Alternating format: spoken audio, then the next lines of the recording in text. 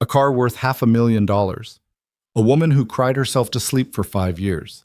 And a man in dirty work boots who walked into a garage full of the world's most expensive failures and did in 2 days what no one else could do in half a decade. But this story isn't about the car. It's about what we do to people when they stop being useful to us. About the genius we walk past every single day because we never bother to look down. Hit that like button. Drop your city in the comments. Let's see how far this story travels. The first thing you noticed when you walked into Evelyn Cross's private garage was the smell. Not oil, not rubber, not the sharp chemical bite of engine cleaner. It was dust. 5 years of undisturbed, settled, heavy dust. The kind that only accumulates when something stops being touched, when something stops being loved. The kind of dust that doesn't just coat surfaces, it buries them. And underneath all of it, like a body laid out in a coffin, sat the Ferrari. A 2018 Ferrari 812 Superfast, finished in Rosso Corsa red. Even under 2 inches of gray film, the lines of the car were devastating. The long hood, the swept-back roofline, the way the fenders flared out like something that was born angry. On paper, it was a machine designed to reach 60 miles an hour in under 3 seconds, capable of nearly 200 on an open highway. It had a naturally aspirated V12 engine that engineers described, in their typically understated way, as musical. But the engine hadn't made a sound in 5 years, and on a cold Tuesday morning in November, the garage smelled like a tomb. Evelyn Cross stood at the entrance to the garage in her usual uniform, black blazer, dark trousers, heels she'd been wearing since 6 in the morning. Her assistant, Marcus, stood 3 feet behind her with a tablet pressed against his chest, and the particular expression of a man who already knew this meeting was going to go badly. The 3 men gathered near the Ferrari were expensive. That much was obvious.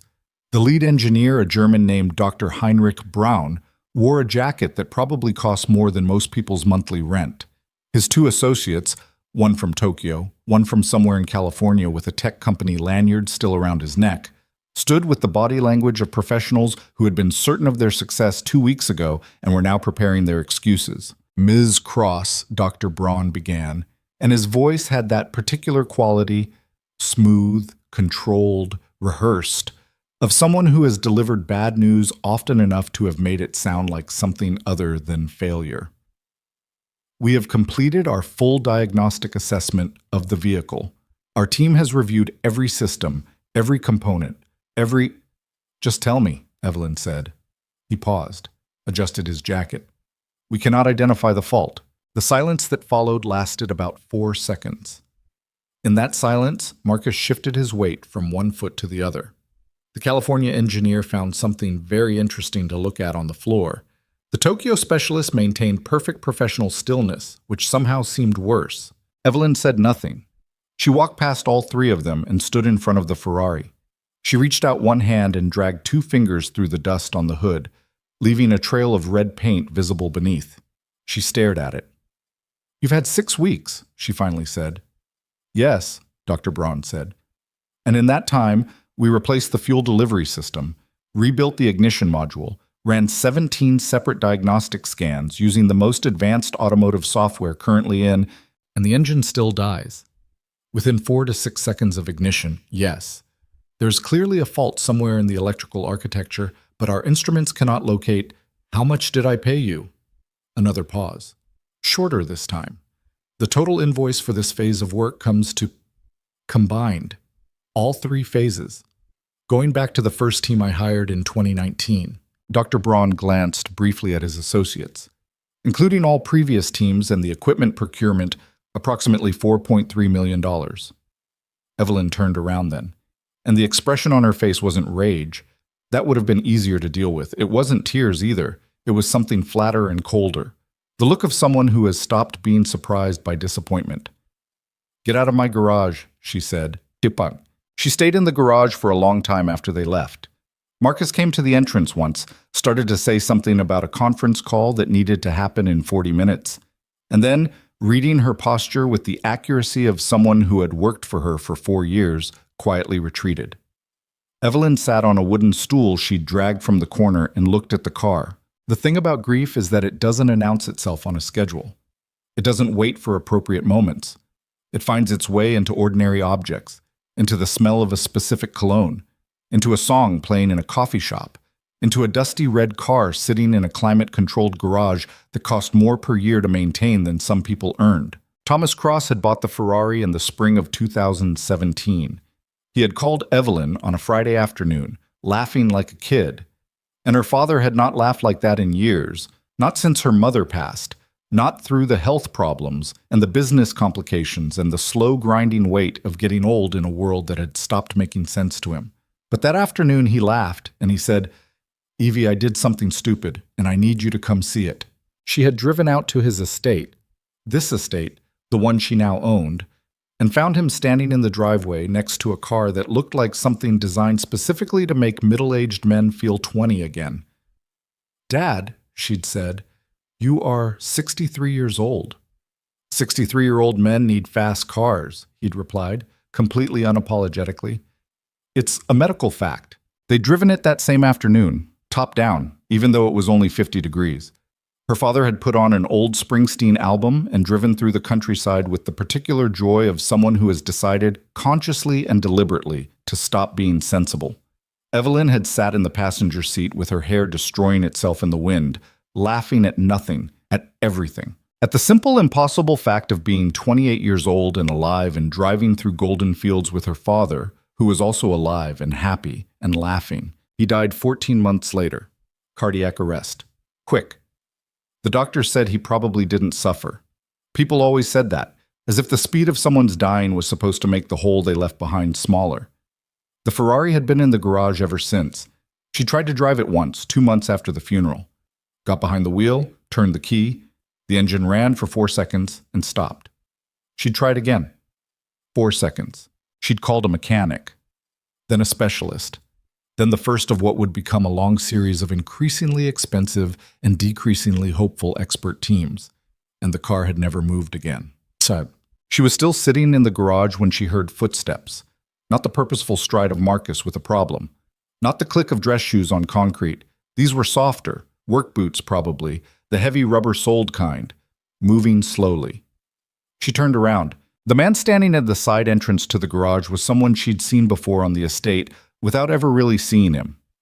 30-something, maybe early 30s, with the kind of build that came from actual physical work rather than a gym membership. Dark hair that needed a cut. A green maintenance crew jacket with the estate logo on the chest, worn at the cuffs. He was holding a clipboard with what appeared to be a routine inspection checklist, and he was staring at the Ferrari. Not the way Dr. Braun's team had stared at it, with the clinical, instrument-scanning gaze of people looking for a problem to solve and bill for. He was staring at it the way someone stares at a painting, like he was reading something in it. "Excuse me," Evelyn said. He looked up. His eyes, she noticed, were very calm, not nervous. People on the estate maintenance crew were usually somewhat nervous around her, with good reason. She ran a tight operation, and she didn't spend much time on small talk with people she paid to maintain her hedges. But this man didn't flinch. "Sorry," he said. "I was just going through the equipment inventory in here. Didn't realize you were—" "It's fine." She looked at him for a moment. "You've been staring at the car for about 5 minutes." He glanced back at the Ferrari. "I know, sorry. What's your name?" Liam Carter." She stood up from the stool and crossed her arms. The morning had been long already, and it wasn't even noon. She was tired in a way that sleep didn't fix. The kind of tired that had become her baseline over the past several years. "Tell me something, Liam Carter," she said, and her voice had a dry edge to it that she didn't entirely bother to smooth out. "You see those tire marks over there, near the door? That's from the last expert team that walked out of here an hour ago. Before them, there were 11 other groups. Engineers from Germany, Japan, Italy, the United States. Between all of them, they've taken approximately $4.5 million of my money and given me nothing back except the satisfaction of watching very confident men figure out that they don't actually know as much as they thought." She paused. "Think you can fix what million-dollar experts couldn't?" She meant it as a dismissal, the kind of rhetorical question that ends conversations. Liam looked at the Ferrari for a long moment. Then he said, "Maybe." Evelyn stared at him. "Maybe," she repeated. I'd need to look at it properly. Not today. I've got 2 more buildings to check before 3. But maybe. He glanced at her with that same unreadable calm. If you wanted, I could come back tomorrow morning, early, before the rest of the crew shows up. She almost said no. The professional, logical, time-efficient part of her brain was already assembling the sentence. Thanks for the offer, but I think we'll leave it to qualified specialists. She'd spent $4 million on qualified specialists. She had the empty garage and the dusty car to show for it.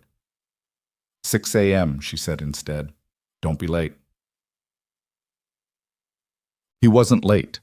When Evelyn came down to the garage at 6 the next morning, she hadn't slept well, which was normal. Liam Carter was already there. He'd arrived at 5:45. She could tell because his old metal toolbox, scratched and dented and absolutely nothing like the pristine aluminum cases Dr. Braun's team had carted in, was already open on the workbench, and Liam himself was on his back underneath the front of the Ferrari with a flashlight, not attached to the car's diagnostic port with a computer, not scanning with a sensor array, on his back, with a flashlight, like it was 1987. 3 members of the maintenance crew had come in behind Evelyn, apparently drawn by the rumor that something interesting was happening. They stood near the garage entrance with coffee cups and the particular expressions of people watching something they expect to find amusing. One of them, a tall guy named Derek, whom Evelyn vaguely recognized from the grounds team, leaned toward the woman next to him and said, not very quietly, "I give it an hour before he breaks something." Evelyn didn't say anything. She found her wooden stool and she sat down. Liam stayed under the car for 40 minutes without speaking. When he emerged, he had grease on his forearm and a small piece of wire in his hand that he stared at for a long time before setting aside. Then he walked to the driver's side, opened the door with care. The hinges were stiff from years without use, and sat in the driver's seat. He didn't turn the key. He just sat there, eyes closed. Evelyn watched him. The maintenance crew watched him. Nobody said anything for almost 2 full minutes. "What is he doing?" Derek finally murmured. "I don't know," the woman next to him said. Liam opened his eyes. He got out of the car, went to his toolbox, found a specific small tool that Evelyn couldn't identify from across the room, and went back to the engine bay. He worked there for a while, and then he moved to something inside the car itself. Not the engine, something deeper, something in the dashboard or behind the dash panel she couldn't see clearly. Then he went back under the car again. This pattern continued for hours. The maintenance crew gradually lost interest and drifted away to their actual jobs. Marcus appeared at 11 with a message about a board meeting that had been moved up, which Evelyn handled from her phone without leaving the garage. A catering delivery came and went. The light in the garage shifted as the sun moved. Liam barely spoke. Once around noon, Evelyn brought him a bottle of water and set it on the workbench. He looked up from what he was doing, which appeared to involve a very small electrical component and a magnifying glass that he'd produced from somewhere in the toolbox. "Thank you," he said. "How's it going?" He tilted the component under the light. "I think I know what it is." "Maybe. I need to trace something first." "Is there anything you need?" He thought about it for a moment. "Do you have the original build documentation for this car? Factory specs, original wiring schematics if they exist?" She blinked. Dr. Braun's team had access to all of that. "I know. I'd like to see it anyway, if you can get it." She called Marcus and had the documents pulled from the digital files where Dr. Braun had stored them. Printed, they filled a substantial binder. She brought it down herself. Liam sat on the floor of the garage, but not at the workbench, on the floor, and went through it page by page with the focused patience of someone who was not in any hurry and who was also, she was beginning to suspect, not remotely intimidated by any of this. At around 3 in the afternoon, she tried something. "My father bought this car in 2017, she said. She hadn't planned to say it. It just came out. Liam looked up from the binder. He didn't say anything, but he didn't look away either. Most people, when she mentioned her father unprompted, defaulted to immediate expressions of sympathy. Head tilts, lowered voices, the careful deployment of phrases like, "I'm so sorry for your loss." Those phrases meant well and landed like nothing. Liam just looked at her with attention. "He drove it once," she said. "Well, more than once. He had it for over a year.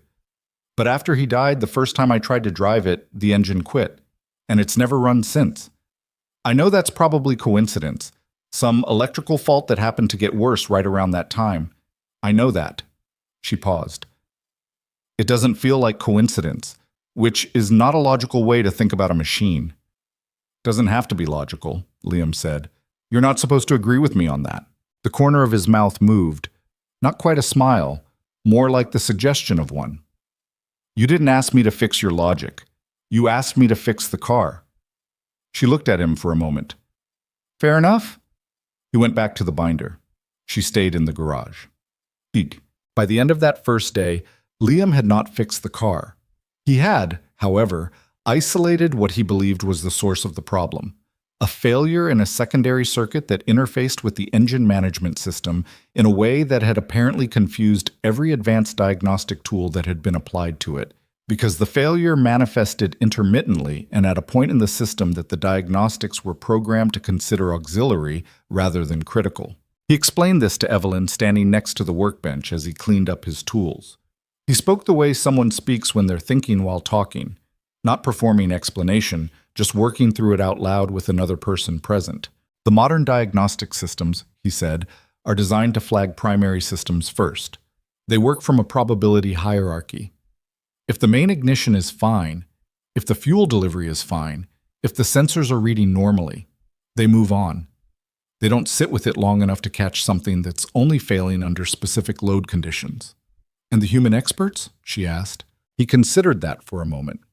When you spend your career working with the latest equipment, there's a tendency to trust what the equipment tells you. If the diagnostic says it's not in this system, you believe it and look somewhere else. He picked up the small component he'd set aside earlier. This part here, I think this is it. But I need another day, maybe 2. Take what you need, she said. He nodded and snapped the toolbox shut. At the door, she said, Same time tomorrow? I'll be here at 5:30, he said. He was there at 5:15. Evelyn came down at 6 to find him already deep inside the electrical system, working with the methodical precision of someone who had done this kind of work for many years, even if those years felt very far away. She noticed things about the way he worked that day that she hadn't noticed the first day, or perhaps she noticed them more clearly. He never rushed. Every movement was deliberate. He would sometimes stop completely and simply hold a piece of the car's wiring in his hands, not doing anything, just feeling it, as if information could be transmitted through touch that instruments couldn't capture. He checked and rechecked his own work. When something didn't confirm what he expected, he didn't push forward or rationalize it away. He stopped. He reconsidered. He went back to the beginning. He also talked to himself quietly. Not loud enough to fully hear, but she caught fragments, numbers, component names, questions posed to nobody. Why are you doing that? What are you connected to? Show me. The maintenance crew came through again, and a few of them had apparently told others because there were more this time. Derek was back. There was a ground supervisor named Phil who watched from the doorway for a while with a skeptical expression, someone else she didn't recognize. Around 10 that morning, something changed. Liam went very still at the workbench. He had the magnifying glass again, and he was looking at a component so small that Evelyn couldn't see what it was from her stool. He stayed that way for almost 3 minutes. Then, slowly, he stood up straight. There you are, he said quietly. Not to anyone in the room, to the car, He went back into the engine bay.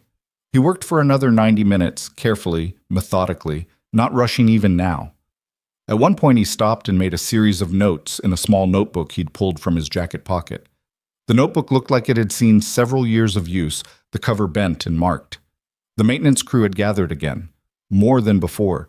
Even Marcus had drifted in and was standing near the entrance with his tablet lowered, watching. Evelyn had stopped pretending to do anything else. She was on her feet. Liam closed the engine bay. He wiped his hands on a shop rag. He walked to the driver's side door, opened it, and sat down.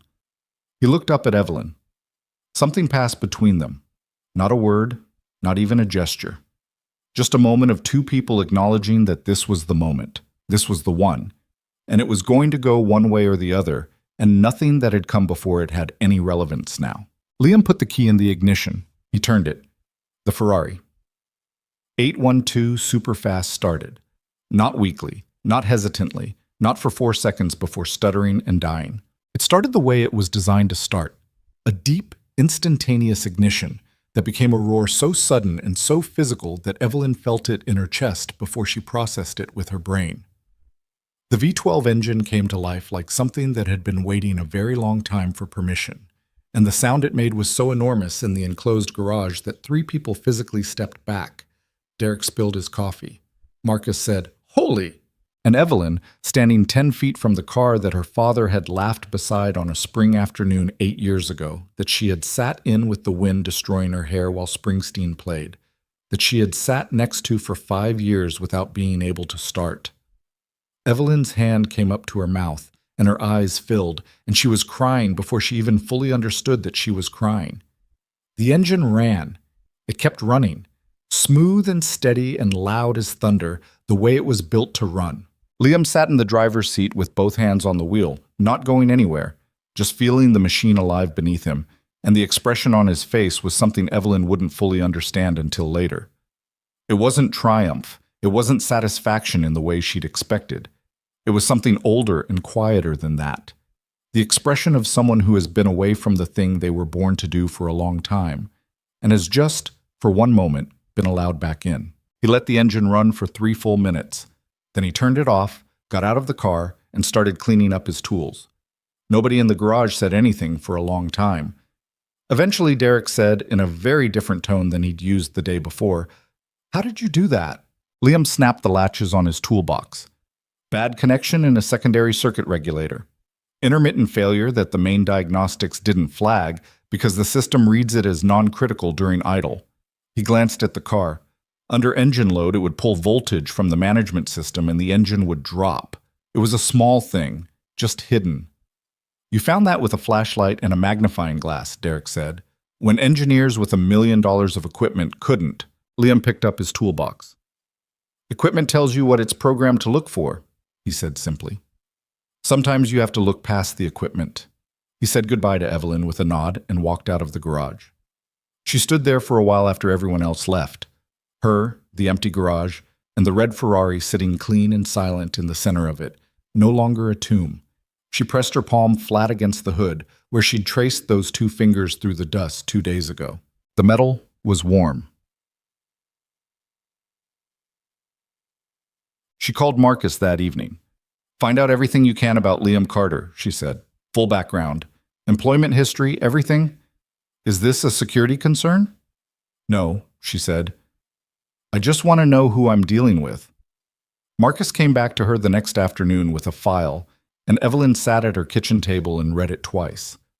By the second read, her hands were resting flat on the table, and she was staring at a spot on the wall. Liam Carter, age 32. Born in Columbus, Ohio. Graduated summa cum laude from Ohio State with a degree in mechanical and electrical engineering. Hired directly out of college by Ashford Motorsports International, one of the most respected engineering consultancies in the luxury automotive industry, clients including 3 European manufacturers and 2 American performance brands. Promoted to lead systems engineer at 26, the youngest in the company's history. Credited on 4 patents related to high-performance electrical architecture in racing and luxury vehicles. Had been, by every account, one of the most promising engineers in the industry. Then, a marriage record. A son born in 2018, then a gap in employment records. No firings, no resignations on file, just a stop. Then medical records she hadn't requested, but that Marcus had found in adjacent documents. His wife, Sarah Carter, diagnosed with stage 4 ovarian cancer in late 2018. Treatment for 2 years. Death in 2020. After that, a series of short-term maintenance contracts, property management companies, estate services, the kind of work that keeps you employed and asks very little of you, the kind of work you take when you need to disappear from everything you used to be. Evelyn closed the file. She sat at her kitchen table for a long time, thinking about all the mornings Liam Carter had walked through her estate carrying cleaning supplies and a clipboard, past cars in the motor court and equipment in the garages, past all of it, and nobody, herself included, had ever asked him a single thing about who he was. She thought about $4.5 million and 11 expert teams and a German engineer in a nice jacket who had walked out of her garage without knowing what she now knew was the simplest possible answer. She thought about what it means to stop looking at people, how easy it is, how gradual, how you never notice it happening until one day you're standing in a room with a genius and calling him by the name on his work jacket. Outside her window, the estate was going dark, lights coming on in the staff quarters, the last groundskeepers putting equipment away for the night. Somewhere on this property, a 32-year-old man with a patented engineering mind and a dead wife and a son to raise alone was probably eating dinner out of something that took less than 20 minutes to make, because 20 minutes was all you had when you were doing everything by yourself. Evelyn picked up her phone. She didn't call Marcus. She called Liam directly. He answered on the third ring, and she could hear something small and high-pitched in the background. A cartoon maybe, or a kid's show. His son. "Ms. Cross," he said, a little surprised. "I looked into your background," she said, without preamble. She figured he'd appreciate directness more than the slow walk-up to it. "I should have done it before I watched you fix my car with a $10 flashlight. That's my fault, not yours." A pause. "Okay," he said. "I want to talk. Not tonight, tomorrow, or whenever works for you. But I want to talk about what happens next." "Ms. Cross," "Evelyn," she said. "Call me Evelyn. You fixed something that cost me $4 million to not fix. I think we're past the professional title thing." Another pause. Longer. In the background, the cartoon kept playing. "Tomorrow works," he finally said. "After 3. Noah's in school until then." "After 3, she repeated. "I'll have someone get you." She hung up, stared at the ceiling for a moment. Then she put the file on the table and thought about her father, who had always said that the most expensive thing in the world was not seeing what was right in front of you. He'd meant it as a business principle. She thought maybe he'd meant it as more than that. Outside the garage, the Ferrari sat in the dark behind its locked door, engine cold and quiet, all 12 cylinders holding their breath. But alive. For the first time in 5 years, alive. The meeting happened in the estate's smaller sitting room. Not the formal one, with the high ceilings and the art Evelyn had bought because someone told her it was a good investment, but the one at the back of the house that faced the garden.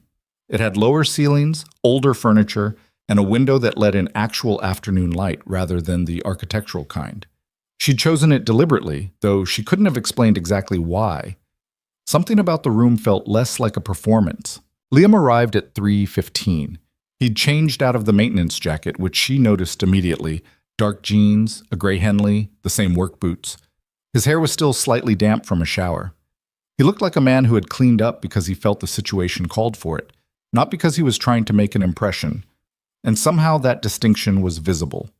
Marcus had offered to sit in on the meeting. Evelyn had told him no. She stood when Liam came in, which she didn't usually do, and gestured to the chair across from hers. There was coffee on the small table between them. She'd made it herself, which was not something she typically did when meeting with people on the estate. Liam sat. He didn't look uncomfortable exactly, but he had the careful stillness of someone who had learned to take up as little space as possible in rooms like this. Not servility, something more self-protective than that. "I pulled your employment records," Evelyn said, settling back into her chair, "and some other things. I want to be upfront about that before we talk." He nodded once, not surprised. "Marcus?" "Yes." "I figured." He reached for the coffee, added nothing to it, and held the cup. "What did you want to know?" "I already know the facts. I want to understand them." She looked at him. "You were the youngest lead systems engineer Ashford Motorsports had ever promoted. You had 4 patents before you were 30. People in that industry knew who you were." Liam looked at the coffee cup. "That's accurate," he said. "And then you walked away. And then I walked away. Because of Sarah." Something moved across his face. Not pain exactly, more like the echo of pain, the way a healed bone aches in cold weather. He looked up. "How much did Marcus find?" "Enough," she said. "I'm sorry. About your wife." Liam set the coffee cup down. "Thank you." The phrase was automatic, the kind of response a person develops after years of receiving condolences. Not cold, just worn smooth from use, like a stone that's been handled too many times. He was quiet for a moment. Outside the window, a bird was doing something complicated in the bare branches of a tree, and the afternoon light came through at a low angle that made the room feel older than it was. She was sick for 2 years, he said finally. Stage 4, so the treatment options were limited from the beginning. We knew from the first month what we were looking at. He paused. But you can't just accept that immediately. You fight, and you travel, and you spend the money, because the alternative is to just sit there and wait. And you can't do that when it's your wife. Another pause, longer. Noah was 2 when she was diagnosed. He doesn't really remember her. Evelyn said nothing, because nothing was what the moment needed. The treatment was expensive, Liam continued. I kept working as long as I could. Ashford was actually decent about it. Gave me remote work arrangements, tried to accommodate. But toward the end, Sarah needed constant care, and you can't engineer a high-performance electrical system at 2 in the morning from a hospital waiting room. I tried for a while. Then I stopped trying. He shrugged one shoulder. After she died, I had a 4-year-old and about $11,000 and no job and no idea what I wanted to do with any of it. Why maintenance work? Evelyn asked. He considered the question like it deserved a real answer rather than a deflection. Because it's quiet. Because nobody expects anything from you except showing up and fixing what's in front of you. Because you can be done at 3:30 and pick your kid up from school without anyone acting like you're abandoning something important. He looked at her. When you're the only parent someone has, the job that lets you be the parent matters more than the job that looks good on a resume. Evelyn thought about her own schedule. The 6 a.m. starts, the 18-hour days during product launches. The weekends she couldn't account for because they blurred into the weeks around them.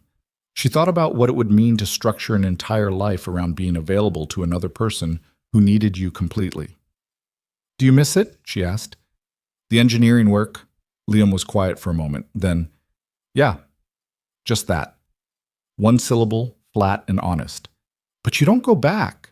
Going back means unpredictable hours, travel, the kind of focus that engineering at that level requires. You can't do it halfway.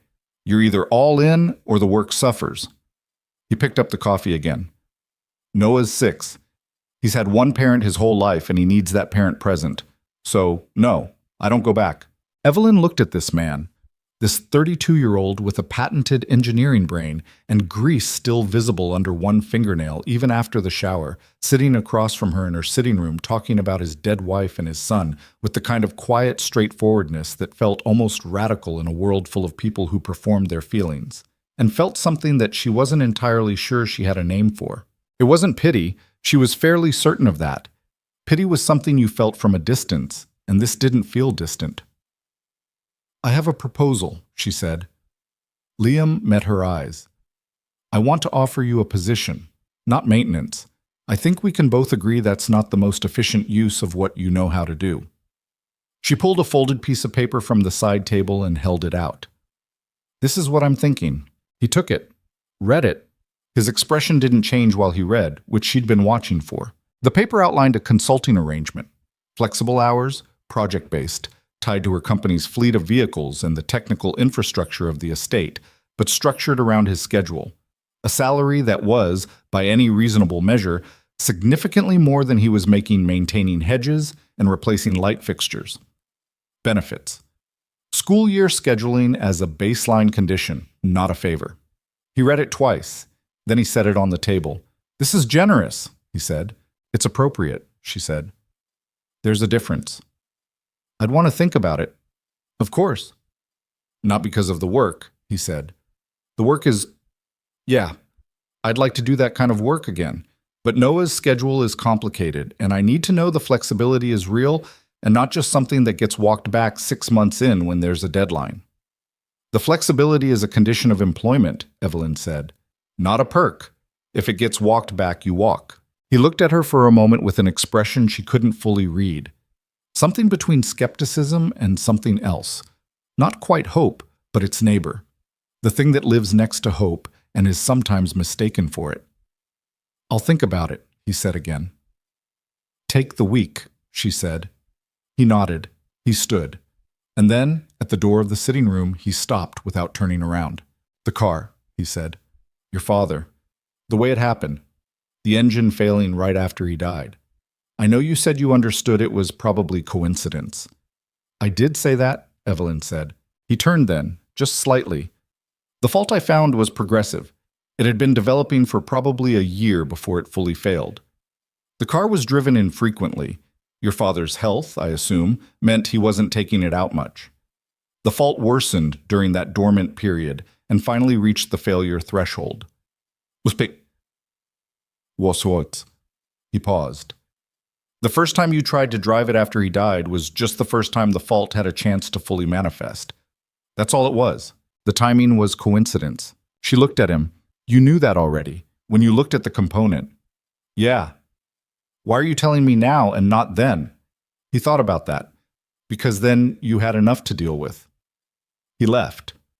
She heard his footsteps cross the entrance hall, the front door open and close, and then nothing. She sat in the sitting room for a while with the afternoon light shifting around her and a piece of paper on the table with a job offer on it, thinking about what it meant that a man she'd never properly looked at until 4 days ago had understood, without being asked, when she needed information and when she needed to be left with what she already had. He called Marcus 3 days later to accept. Evelyn found out via a one-line email from Marcus that said, Liam Carter has accepted the consulting position. He starts Monday. He asked that his hours be confirmed in writing before he gives notice to the maintenance company. I've drafted the agreement. She read the email twice and then replied, Good. Make sure the hours are airtight. She didn't think about why she felt something in her chest settle when she read it. Something loose and anxious that had been there since she'd stood in the garage watching Dr. Braun deliver his very expensive nothing. She told herself it was the practical satisfaction of filling a gap. She had a fleet of expensive vehicles, a property with complex technical systems, and a newly solved problem that had cost her years and millions because she'd lacked the right person. She told herself that. She believed it for approximately 2 weeks. Liam's first day in the new role coincided with something going wrong in the property's backup power grid. Not his job, technically, as it fell under a different department, but he happened to be walking past the electrical room when the building systems manager was standing outside it looking at his phone with the expression of a man whose call to an electrician had just gone to voicemail. What's the problem? Liam asked. The secondary generator isn't switching over right. The manager, his name was Paul, 50-something, 20 years on the estate, said without looking up from his phone. Keeps failing the transfer test. Electrician can't get here until Thursday. Can I look at it? Paul looked up then. He knew Liam from the maintenance crew, knew him the way you know people you've worked alongside without ever really talking to. By sight, by function, by the category of person they occupied. He also knew from the story that had circulated around the estate after the Ferrari incident that Liam Carter was apparently not just a maintenance worker. Sure, he said, and stepped aside. Liam was in the electrical room for 20 minutes. He came out and told Paul the automatic transfer switch had a worn contact that was causing intermittent resistance in the activation circuit, and that replacing the contact, a $15 part, would fix it, and that he could do it that afternoon if Paul could get the part from the supply room. Paul got the part. Liam fixed it in 45 minutes. Thursday, when the electrician finally showed up, and Paul told him the problem had already been resolved and explained by whom and how, the electrician, a large man named Gary, who had been doing this work for 30 years, stood in the electrical room looking at the transfer switch and said, Yeah, that's exactly right. The story got around the estate the same way stories get around in closed communities. Not through any deliberate announcement, but through the specific gravity of something interesting in a place where interesting things don't happen that often. By the end of the week, Liam had been approached by 4 different estate staff members with unrelated technical questions. He answered each of them with the same unhurried practicality he'd applied to the Ferrari. No impatience at the interruption, no performance of expertise, just the direct transmission of information to a person who needed it. Evelyn heard about each incident secondhand through Marcus, who reported them with increasing bemusement. He fixed the HVAC scheduling system in the East Wing this morning, Marcus reported one afternoon. Apparently it's been running on a faulty program for 2 years. Nobody noticed because it only affects 2 rooms that nobody uses. Did anyone ask him to do that? No. He was walking past the mechanical room and noticed the readout was wrong. Evelyn was quiet for a moment. Is he getting his primary work done? His primary work is ahead of schedule, Marcus said.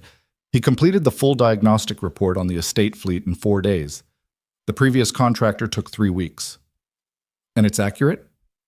I had it checked by an independent reviewer. Apparently it's, quote, unusually thorough. Evelyn put down the document she'd been reviewing. What's his schedule tomorrow? He leaves at 3, Noah. Before 3. He's in the workshop most of the morning. He mentioned he wanted to run the Ferrari again, verify the repair holds under extended operation. She nodded. Tell him I'll be there at 10.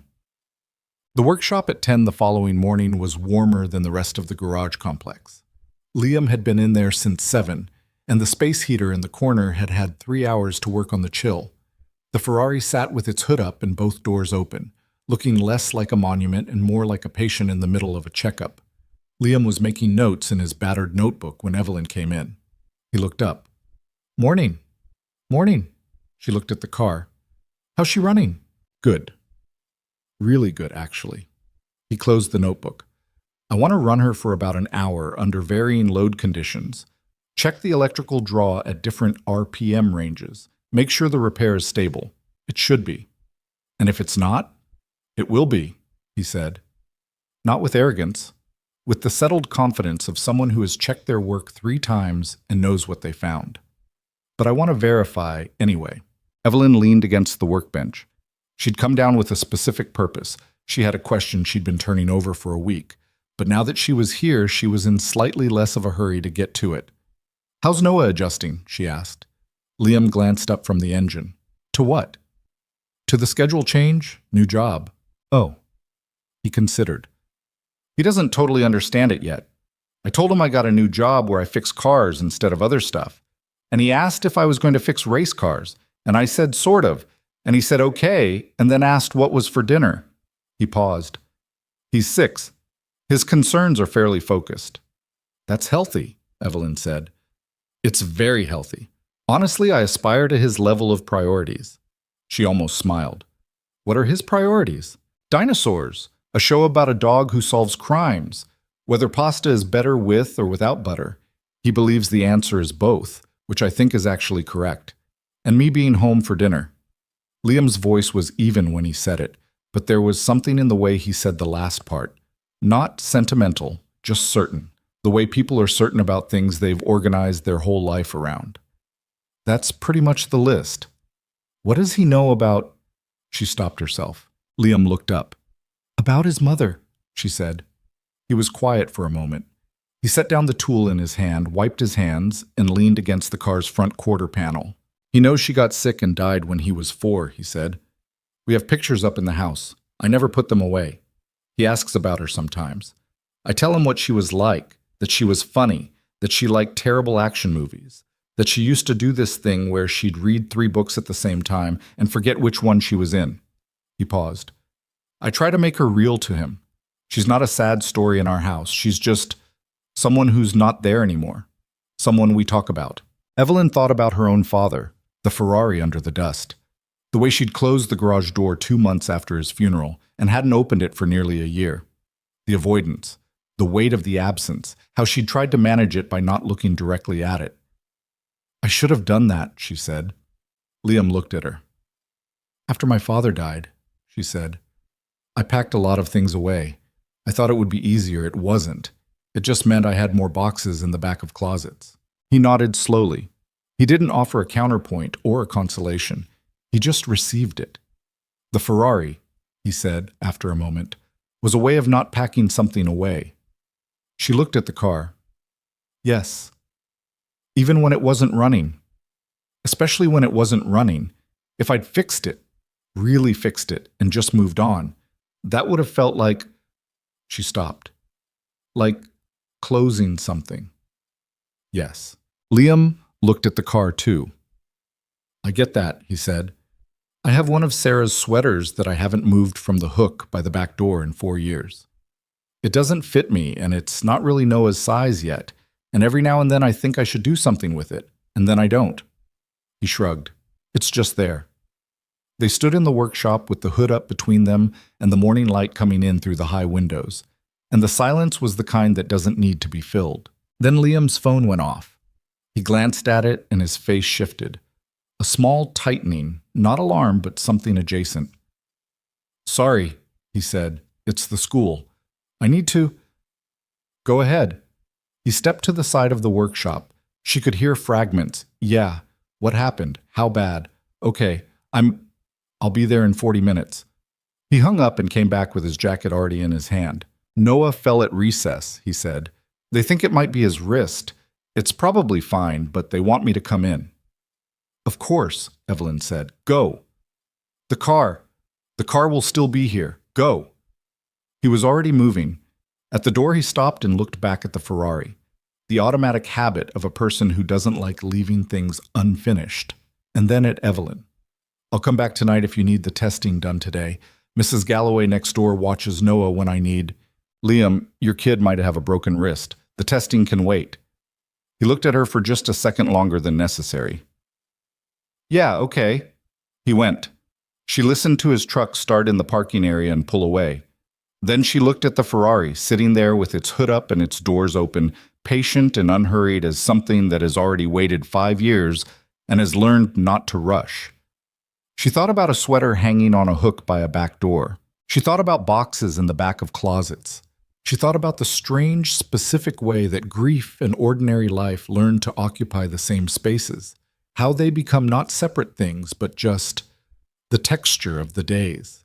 The weight that you stop noticing not because it gets lighter, but because it becomes familiar. She reached into the Ferrari and rested her hand on the steering wheel. The leather was cold and smooth. She stayed like that for a long time. Noah's wrist was sprained, not broken. Liam texted Marcus that afternoon, which was how Evelyn heard. Marcus forwarded it with a note that said, "Thought you'd want to know," and she found herself thinking about when exactly her assistant had started making that particular judgment call and what it meant that he wasn't wrong. She replied, "Good. Tell him to take tomorrow morning too." Marcus replied, "Already did. He said he'll be in at noon. He was in at 11:45. Noah was with him, a 6-year-old in a small wrist brace, with dark hair like his father and his father's same watchful eyes, and the immediate total lack of self-consciousness of a child who has grown up comfortable being wherever his parent is. He walked into the workshop holding Liam's hand and looked at the Ferrari with enormous brown eyes. Liam had told Evelyn that Noah would stay in the small break room down the hall with a tablet and snacks, and that he'd stay quiet, and Evelyn had said that was completely fine. What she hadn't anticipated was that when she went down to the workshop at noon, Noah would be standing next to the Ferrari with one hand outstretched, and Liam crouched beside him saying, "You can touch it. It's okay." Noah pressed his small, unbandaged hand very carefully to the Ferrari's hood, exactly where Evelyn had pressed her own hand that morning. "It's red," he said, with the gravity of a significant observation. "It is," Liam agreed. "Like a fire truck." "Kind of like a fire truck, yeah. More expensive." Noah considered this. "Can it go fast?" "Very fast." "How fast?" "Almost 200 miles an hour." Noah turned to look at his father with the expression of someone reassessing a situation. "That's really fast." "It really is." "Have you made it go that fast?" "Not yet." "Are you going to?" "Maybe." Evelyn was standing in the doorway. Noah noticed her and went very still in the way children do when they suddenly become aware of an adult they haven't been introduced to. He took a small step closer to Liam. "Hi," Evelyn said. "Hi," Noah said quietly. "I'm Evelyn. This is my car." Noah looked at the Ferrari, then at her. "It's really red," he said. "I know," she said. "I like red." He seemed to find this acceptable. He turned back to the car and pressed his hand against the hood again. Liam stood up and caught Evelyn's eye with an expression that was half apology and half something else. Pride, maybe. The complicated kind that a parent feels when a child is simply being themselves and the world seems to be handling it okay. She gave him the smallest shake of her head, meaning, "Don't apologize." He understood. She was fairly certain of that. The formal testing of the Ferrari's repair happened that afternoon, with Noah asleep on a folded blanket in the break room and Liam running the car through a careful series of acceleration tests in the estate's rear service road. Not even close to its real capability, but enough to put genuine load on the electrical system and verify that everything Liam had repaired was holding exactly as he'd said it would. It held. Evelyn rode along for the last test run. She hadn't planned to. She'd come down to observe and found herself being offered the passenger seat. She took it without deliberating because she was tired of deliberating about things that were just chances. The service road was straight and empty and long. Liam ran the car up through the gears without rushing, the same way he did everything. And the sound of the V12 winding up was exactly what she remembered. Loud and precise and almost musical in the way that real mechanical things have a music that synthesized sounds never quite capture. She recognized it. The sound of that afternoon in 2017, the fields and the wind and her father laughing. Her throat tightened. She didn't look at Liam. He didn't look at her. He kept both hands on the wheel and his eyes on the road, and the car moved through the late afternoon with the particular quality of something that has been brought back from a long absence. Not perfect, not new, but alive and running and covering ground. At the end of the service road, he slowed and turned, and they sat for a moment with the engine idling. "It's good," he said, meaning the car. "Yeah," she said, meaning more than that probably.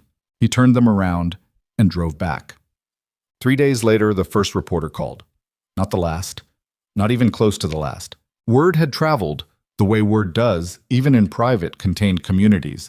Someone on the estate had mentioned it to someone outside the estate, who had mentioned it somewhere else.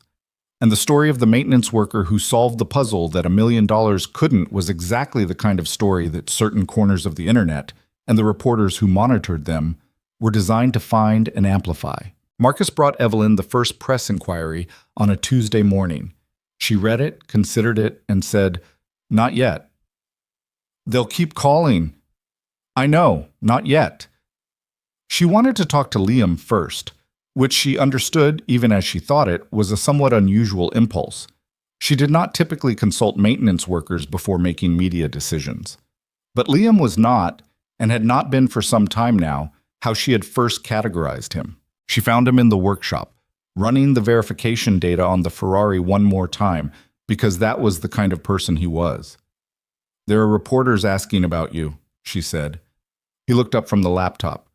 His expression shifted in a way she'd learned to read, a careful flatness, the face people make when they hear news they've been half expecting and still don't like. "Okay," he said. "I wanted to ask you what you want before I decide what to say. Or don't say." He was quiet for a moment. "What are they asking?" "The basic version. Mechanic who wasn't a mechanic story. Human interest. They think it's a nice story." "It's my private life," he said. "Yes, which is why I'm asking." He leaned back in his chair and looked at the ceiling. "Noah's in school," he said, almost to himself. "He's 6. I don't want—" He stopped. "I don't want him to go to school one day and have kids telling him his dad is famous on the internet." "That's a specific concern," Evelyn said. "I've seen it happen to other people.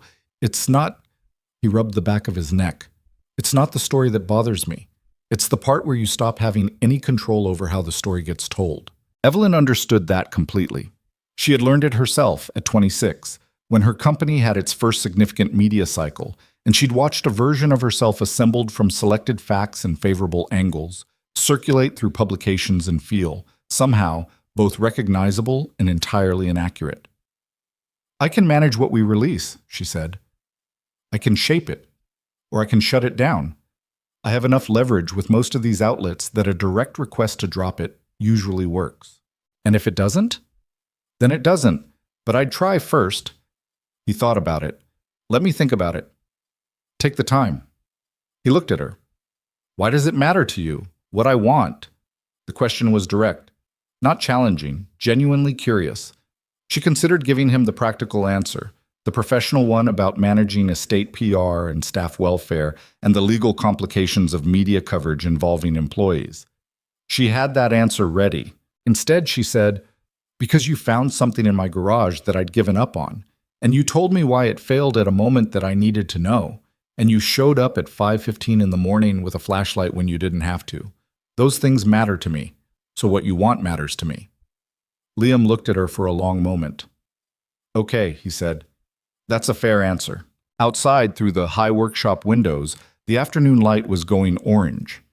In the break room down the hall somewhere, Noah Carter was waking up from a nap with a sprained wrist, and the easy, unself-conscious trust of a child who has learned in his short life that his father always comes back.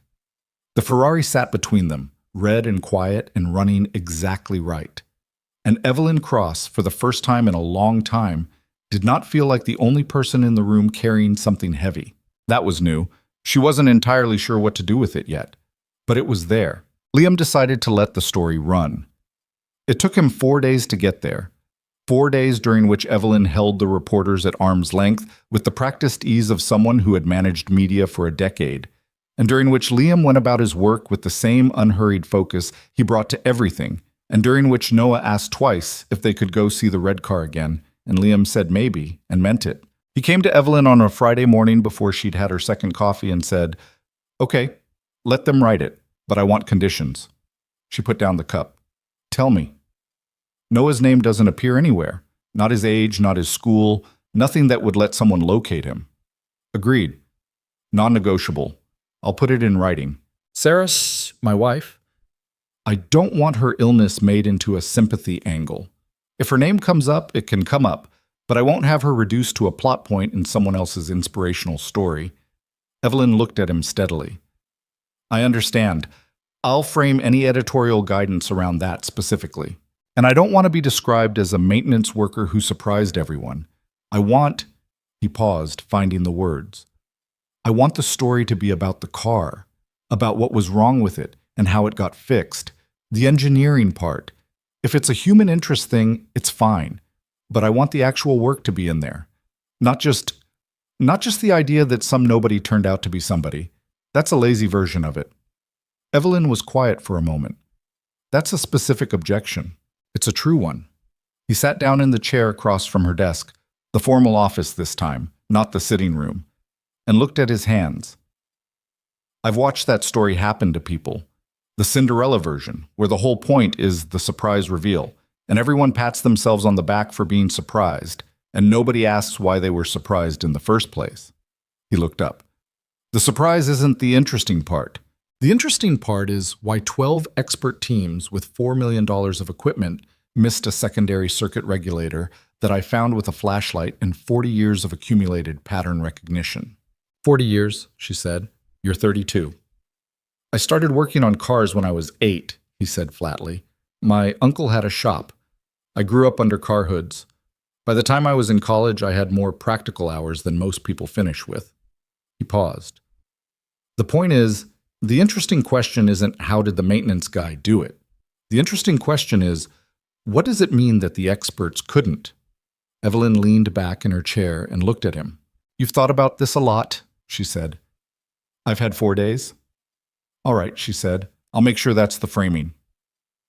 She worked the phones that afternoon and the following morning, managing 3 separate journalists with the particular skill of someone who has learned that media relations is fundamentally about controlling which story gets told without letting anyone notice that you're controlling it. She was good at it. She had been for years. The piece that ran first was in an automotive trade publication. Not a tabloid, not a human interest blog, but a publication read by people in the industry. It focused on the technical failure, the diagnostic blind spot, the specific type of intermittent fault that modern computerized systems were structurally unlikely to catch. Liam was quoted twice, both times about the engineering. His last name appeared once. Noah didn't appear at all. Sarah was mentioned in a single sentence as a personal circumstance that had led to a career interruption, without detail. It was, by Liam's stated criteria, accurate. The problem was that it didn't stay contained to the trade publication. The automotive piece got picked up.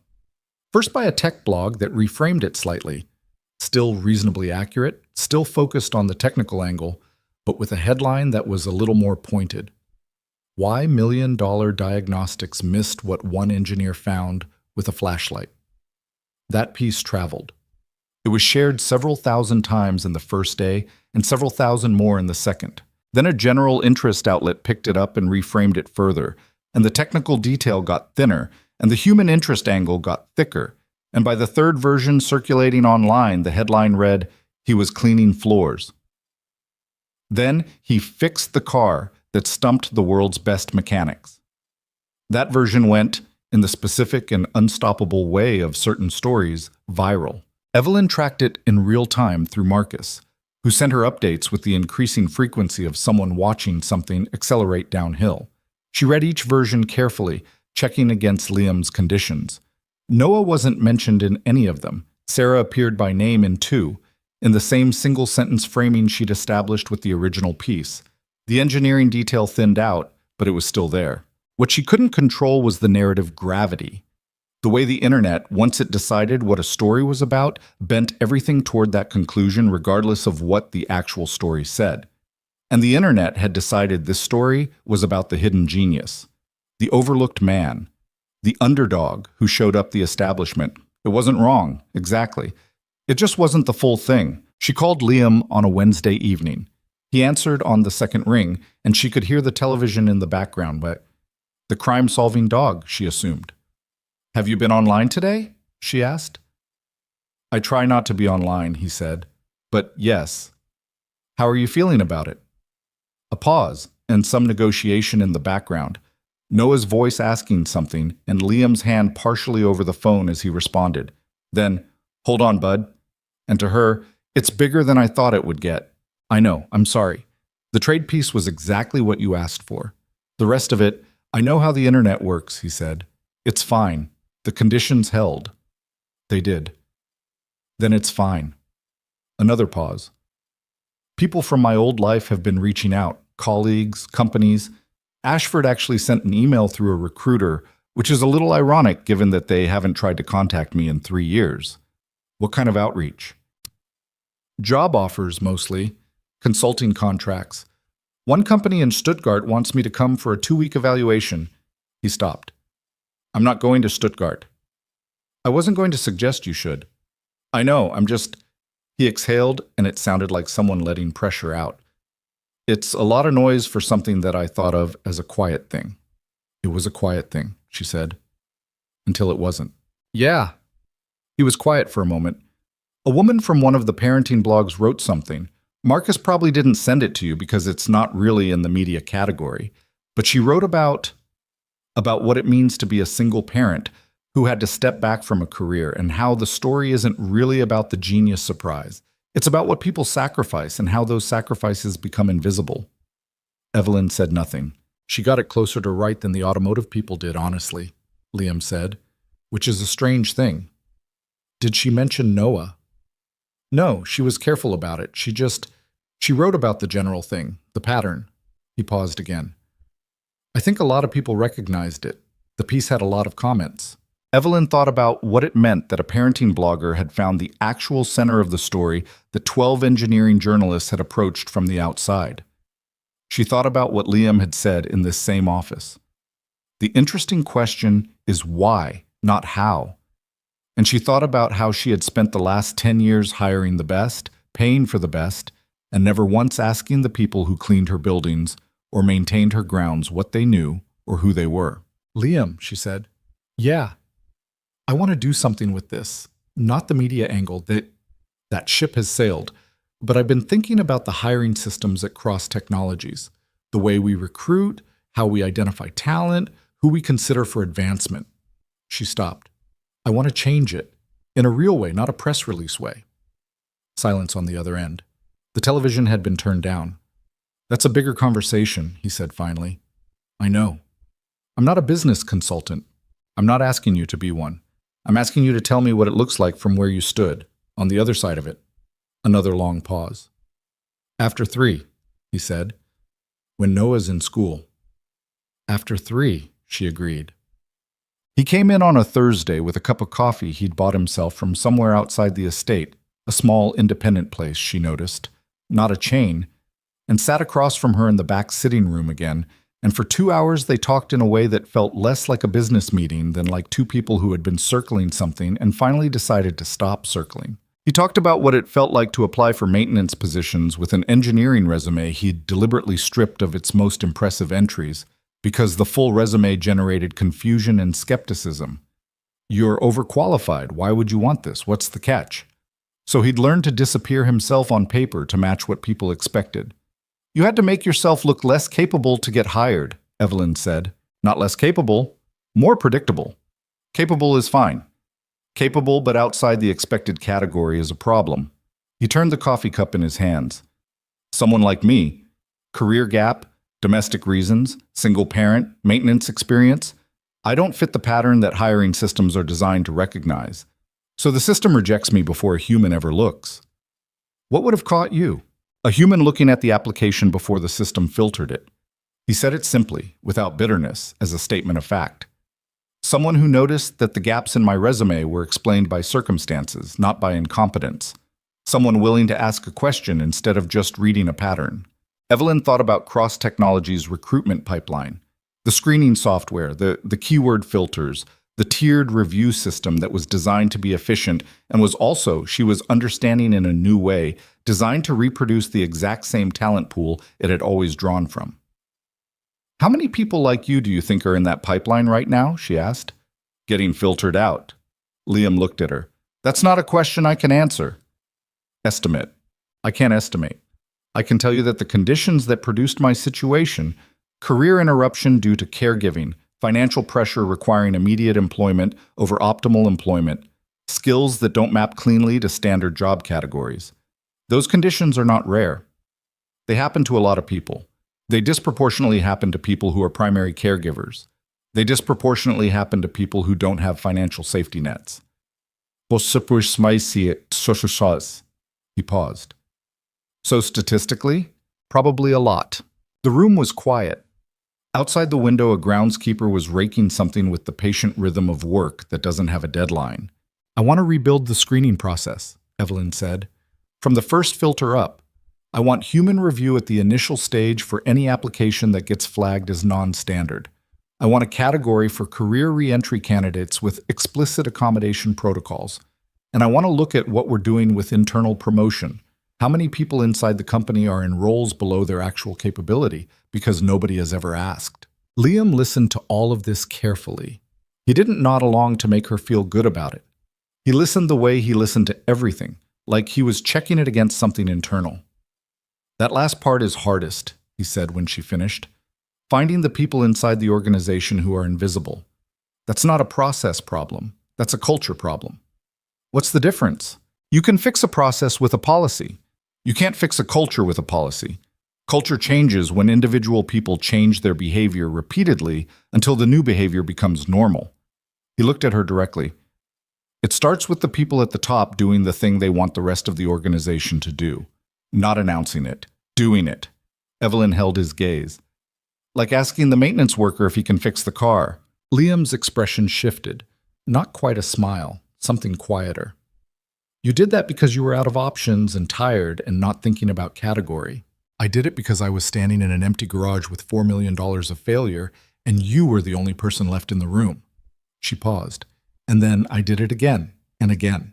And it keeps turning out that you're worth talking to, which should not be a surprise given your resume. But it is a surprise because I was trained by an entire career to expect certain answers from certain types of people, and you don't look like the type. I know I don't, he said. That's the thing I want to fix. He was quiet for a long moment, looking at the table between them. Then, can I say something that might be annoying? You usually do. He glanced up with something that was, this time, definitely almost a smile. The thing you want to fix, it's not primarily a recruitment problem. It's a perception problem. The recruitment system is just the mechanism. The actual problem is that people in your position, in positions like yours, have been taught that expertise looks a certain way. Credentials, pedigree, the right companies on the resume. And anything that doesn't look like that pattern gets pre-classified as lesser. He paused.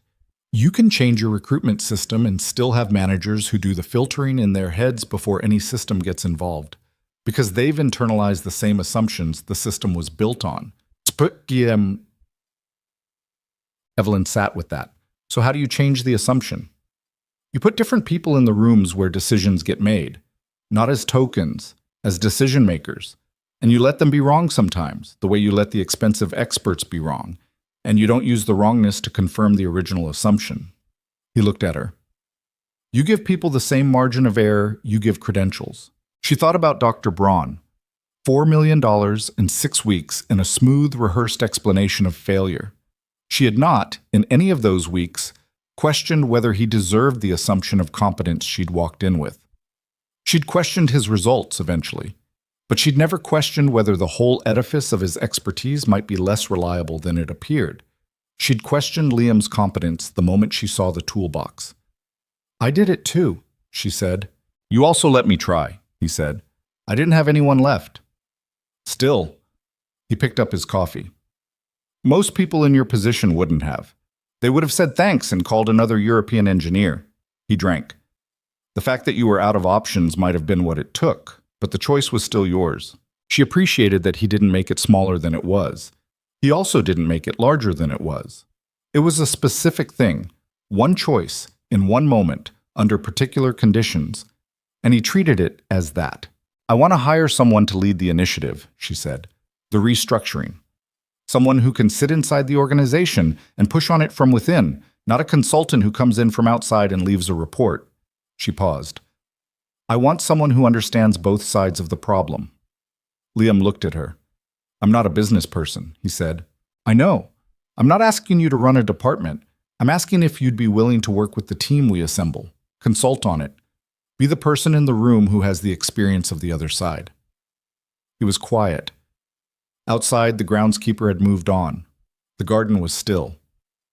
"I'd have to think about it," he said. "I know. My hours, still yours, still non-negotiable. Nothing I said about your arrangement changes." He nodded slowly. "Let me think about it. Take the weekend." He took the weekend. He came back Monday and said yes, with one additional condition, that he could step back from the initiative at any point if it stopped being useful and started being symbolic. He'd seen, he said, the kind of company diversity initiative that was really just a communication exercise, and he wouldn't be the face of something that was mostly about looking good. Evelyn said, "If it becomes that, I expect you to tell me directly, not step back quietly." Liam said, "Fair enough." The first real test came 3 weeks later. Marcus flagged an internal complaint from a mid-level manager in the logistics division, a man named Robert Kessler, 12 years with the company, well-regarded, who had submitted a formal objection to the new recruitment guidelines. The objection was professionally worded and made a reasonable-sounding argument about maintaining quality standards, but Evelyn read it twice and understood what it was actually about. She met with Kessler in her office on a Tuesday morning. He was 51 years old, had the practiced confidence of someone who had been good at his job long enough to mistake competence for authority, and he laid out his concerns with the fluent reasonableness of someone who had prepared carefully. "I support the intention behind the initiative," he said. "Diversity of background, that's important, but the proposed changes to the screening criteria would require us to manually review applications that the automated system currently filters for good reason. That's a significant time investment, and the question is whether the return on that investment justifies—" "What applications is the system currently filtering?" Evelyn asked. He blinked. "The standard criteria, but gaps in employment history, non-traditional career paths, roles that don't align with—" "So, if someone had taken 2 years off to care for a dying spouse and then spent 3 years in maintenance work, the system would filter them before a human saw their application." A pause. "In most cases, yes, based on the employment continuity criteria. We have an automotive systems consultant working in this company right now who holds 4 engineering patents and who fixed a problem that 11 specialist teams couldn't solve." She let that land. "His application would never have made it past your filter." Kessler was quiet. "The time investment you're worried about," she said, "is the cost of not filtering out people who might be the best at what they do." She looked at him steadily. "I'm not asking you to lower your standards. I'm asking you to question whether your current filter is measuring standards or measuring something else." He left the meeting without any more arguments. Whether he'd been convinced or simply concluded that this was not a hill to make a stand on, Evelyn couldn't tell. She suspected it was more the latter than the former, and she knew that Liam had been right. Policy changed the process, but not the instinct, and the instinct took longer. She told Liam about the meeting that afternoon. He was in the workshop running a diagnostic on one of the estate's other vehicles, a Range Rover with a persistent electrical fault that he'd been tracking for a week. He listened without interrupting. Then, "How'd he take it?" "He took it. I don't know if he agreed." "Probably didn't," Liam said. "But he understood you were serious. That matters for now." He glanced up from the diagnostic readout. The instinct changes when he sees it work. When someone his filter would have removed turns out to be someone he wishes he'd hired. That's slower, but that's when it actually changes. You're very patient about this. I've been invisible in rooms full of people my whole working life for the last 4 years, he said. I've had a lot of time to think about how things change. He went back to the Range Rover.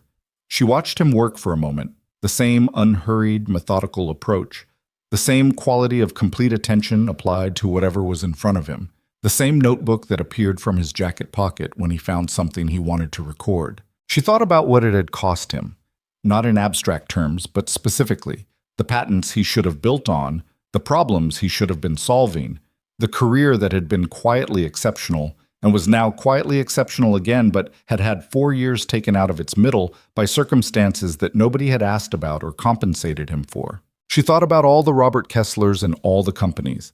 Not bad people, not malicious, just people who had learned to see value in specific shapes and had never been required to question the shape.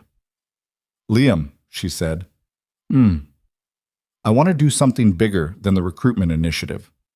He looked up. I want to set up a foundation. Separate from cross-technologies, specifically for career re-entry, people who've stepped back for caregiving reasons, financial support, placement programs, the whole infrastructure. She'd been thinking about it for a week, and saying it aloud made it feel more concrete and also more daunting. It's complicated. I don't know exactly what it looks like yet. Liam set down the diagnostic tool. He looked at her the way he'd looked at the Ferrari on that first morning, like he was reading something in it that wasn't visible on the surface. That's a real thing, he said. I know. Not a press release. Not a press release. He was quiet for a moment. Sarah would have qualified. He said. Not sadly, just factually, the way he said most things about her. When she got sick, she was a project manager at a mid-sized firm. She took leave when the treatment started. She'd been planning to go back. Even at the end, she was talking about going back. He paused. She didn't have the chance, but a lot of people are in the position of trying to come back after the leave ends, and there's nothing there. The gap on the resume, the skills that feel rusty, the confidence that got hollowed out by everything that happened. There's no bridge. I want to build the bridge, Evelyn said. He looked at her for a long time. Something in his face that she'd been watching since the garage, that careful, guarded quality, the door that was almost but not quite closed, shifted slightly, like a window opened in a room that had been shut for a long time. I know some people, he said finally, from my old life. People who've been through it, who might want to help design it right, not just fund it. I'd want that, she said. I'd need that, honestly. Outside the workshop windows, the afternoon had gone gray. Thick clouds moving in from the west, the particular November gray that settles over everything and makes the light go flat. It was the kind of afternoon that should have felt heavy. Somehow, it didn't. Liam picked up the diagnostic tool and went back to work. Evelyn stayed where she was for a few more minutes, watching the way he moved through a problem. Careful and unhurried and absolutely certain of what he was doing, even when he wasn't certain of the answer yet. She thought about her father, who had bought a red car in the spring because he decided to stop being sensible. She thought about what it meant to stop making the safe choice. She thought about the sweater on the hook by the back door of a house she'd never been inside, and about Noah's hand pressing carefully against the hood of a car that had been given back to the living, and about all the things that got buried under the weight of other people's expectations about what a person should be and where they should be found. The first drop of rain hit the high window with a small, precise sound. Liam looked up at it briefly, then back at his work. You should head in, he said. This'll be a real one. I'm fine, she said. He glanced at her, decided not to argue. The rain started in earnest. They both stayed where they were. The foundation didn't have a name yet. That was the first problem. Or not a problem exactly, more like the first real indication that the thing Evelyn had announced in a workshop during a rainstorm was going to be significantly more complicated in practice than it had felt in the moment of deciding. She had money. She had the legal framework, mostly, because Marcus had spent 3 weeks talking to attorneys. She had Liam's tentative involvement and the names of 4 people he'd reached out to from his old life who had their own versions of the same story and were, cautiously, interested. What she didn't have was a name, which turned out to matter more than she'd expected, because a name was the first decision that required her to be specific about what the thing actually was. The Re-Entry Foundation, Marcus offered, on a Tuesday morning in December when the three of them, him, Evelyn, and a legal consultant named Priya, who billed in 6-minute increments, were sitting around the conference table with coffee going cold. "Too clinical," Evelyn said. "The Returning Professionals Initiative. That sounds like a government program." "It is essentially a private version of a government program. I know what it is. I want the name to sound like something a person would want to be part of, not something they'd be assigned to." Priya looked up from her laptop. "What's the core thing you want someone to feel when they hear it? That someone saw them," Evelyn said. "That they were looked for. That they didn't just fall through a gap." The room was quiet for a moment. She'd been thinking about her father's phrase again, the one he used to say as a business principle. The most expensive thing in the world is not seeing what's right in front of you. She'd been turning it over for weeks, looking at it from different angles, the way she'd seen Liam look at engine components. Not because she didn't understand it, but because she suspected she'd only understood the surface of it, and there was more underneath. Her father had meant it about market opportunity, about the companies that miss the shift because they're too invested in the thing they've already built. He'd meant it as a lesson in staying observant, in not letting success calcify into blindness. But the more she sat with it, the more she thought he'd been talking about people without quite knowing it, about all the individuals who got classified and filed and moved past, because the systems around them, the hiring systems, the promotion systems, the social systems, had been built to see specific things and to efficiently process everything that didn't match into the category of not relevant. The most expensive thing in the world is not seeing what's right in front of you. She wrote it on the notepad in front of her and looked at it. "The Bridge Foundation," she said. Priya typed it. Marcus repeated it quietly, testing how it landed. "What's the bridge between?" Priya asked. "Where someone was and where they should be able to get back to," Evelyn said. Priya typed something. "I'll run availability on the name." The name was available. The foundation was incorporated 6 weeks later. Liam heard about the name from Marcus, not from Evelyn, which was how he found out that she had a habit of moving quickly once she'd decided something. Moving quickly and quietly, without the announcement that usually preceded large decisions in organizations his size. He'd worked in enough places to recognize that as a specific kind of leadership style, one that was efficient and sometimes alarming. He mentioned it to her when they happened to be in the workshop at the same time on a Thursday afternoon, which was becoming something of an unplanned regular occurrence. She would come down for reasons that were technically work-related, and they would end up talking for longer than the technical work required. "You named the foundation without telling me," he said. "I named the foundation," she said, "after a conversation you and I had." "That's not the same as telling me." She acknowledged this with a slight tilt of her head. "I move fast when I've decided something. It's a habit." "I noticed. Is the name a problem?" He considered. "No. It's a good name." He set down a socket wrench. "It just would have been nice to know." "I'll tell you next time I'm naming something after a conversation we had," she said, and the very faint dryness in it made him look up. "Was that a joke?" "I've been known to make them occasionally." He looked at her for a moment, a little sideways, the way he looked at things he was reevaluating. She'd been doing that more. The dry remarks, the brief, unguarded moments that her public presence, which he'd been observing for 2 months now, never showed. The version of Evelyn Cross that existed in board meetings and media coverage was composed and formidable and carefully controlled. The version that showed up in the workshop on Thursday afternoons was those things too, but also occasionally willing to be absurd about it. He found he preferred the Thursday version. He didn't say that. He picked up the socket wrench and went back to what he was doing. "I've been thinking about the foundation's first cohort," he said. "The people we bring in. I want them to come from different industries, not just automotive, not just engineering. The caregiving interruption pattern cuts across everything." "Agreed," she said. "Priya is building the intake framework. We should talk about the evaluation criteria, what we're looking for in candidates, how we avoid recreating the same filters we're trying to dismantle." "That's the trap," he said. You set up a re-entry program and then run it like a regular hiring process and wonder why it's not working. He stopped what he was doing and turned to face her fully, which was something he did when a conversation shifted from peripheral to actual. The evaluation has to be different. You're not asking, does this person fit the role? You're asking, does this person have the capability, and what would it take to bridge the gap between where they are and where the role needs them? That's more expensive? Yes. I know, I'm not objecting. I'm naming it so we can budget for it. She leaned against the workbench. What does that look like practically?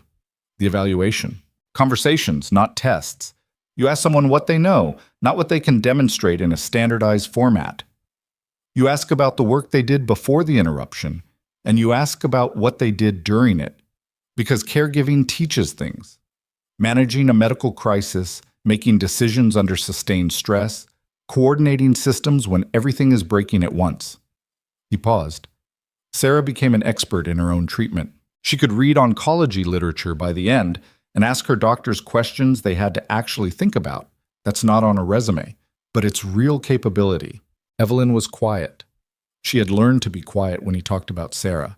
Not because the subject was fragile, but because he talked about her in a way that was specific and informative and deserved actual attention. We'd need evaluators who can have those conversations, she said, not HR people running through a scorecard. Right. Do the 4 people you contacted have that skill? 2 of them do. One is a former HR director who went through a caregiving interruption herself and rebuilt from it. She has a very clear picture of both sides of the evaluation problem. He picked up the notebook from the workbench. I've been writing some of it down. It's rough. He handed her the notebook. She looked at it. The pages he'd flagged were dense with his handwriting, neat but fast, the writing of someone who thinks quickly and is trying to keep up with themselves. It wasn't a polished document. It was a thinking out loud document, full of crossed out phrases and marginal notes and occasional diagrams that seemed to be trying to map a process that didn't have a standard shape yet. It was, she thought, the best thing anyone had given her in months. Can I have this? She said. He blinked. That's my actual notebook. I know. Can I borrow it? Have Marcus copy it? I can type it up. I want it as it is. I want Priya to see how you're thinking, not just what you concluded. He looked at her with an expression she'd come to recognize, the one that meant he was deciding whether to push back on something and had concluded it wasn't worth the energy. He handed her the notebook. I want it back, he said. You'll have it by Friday.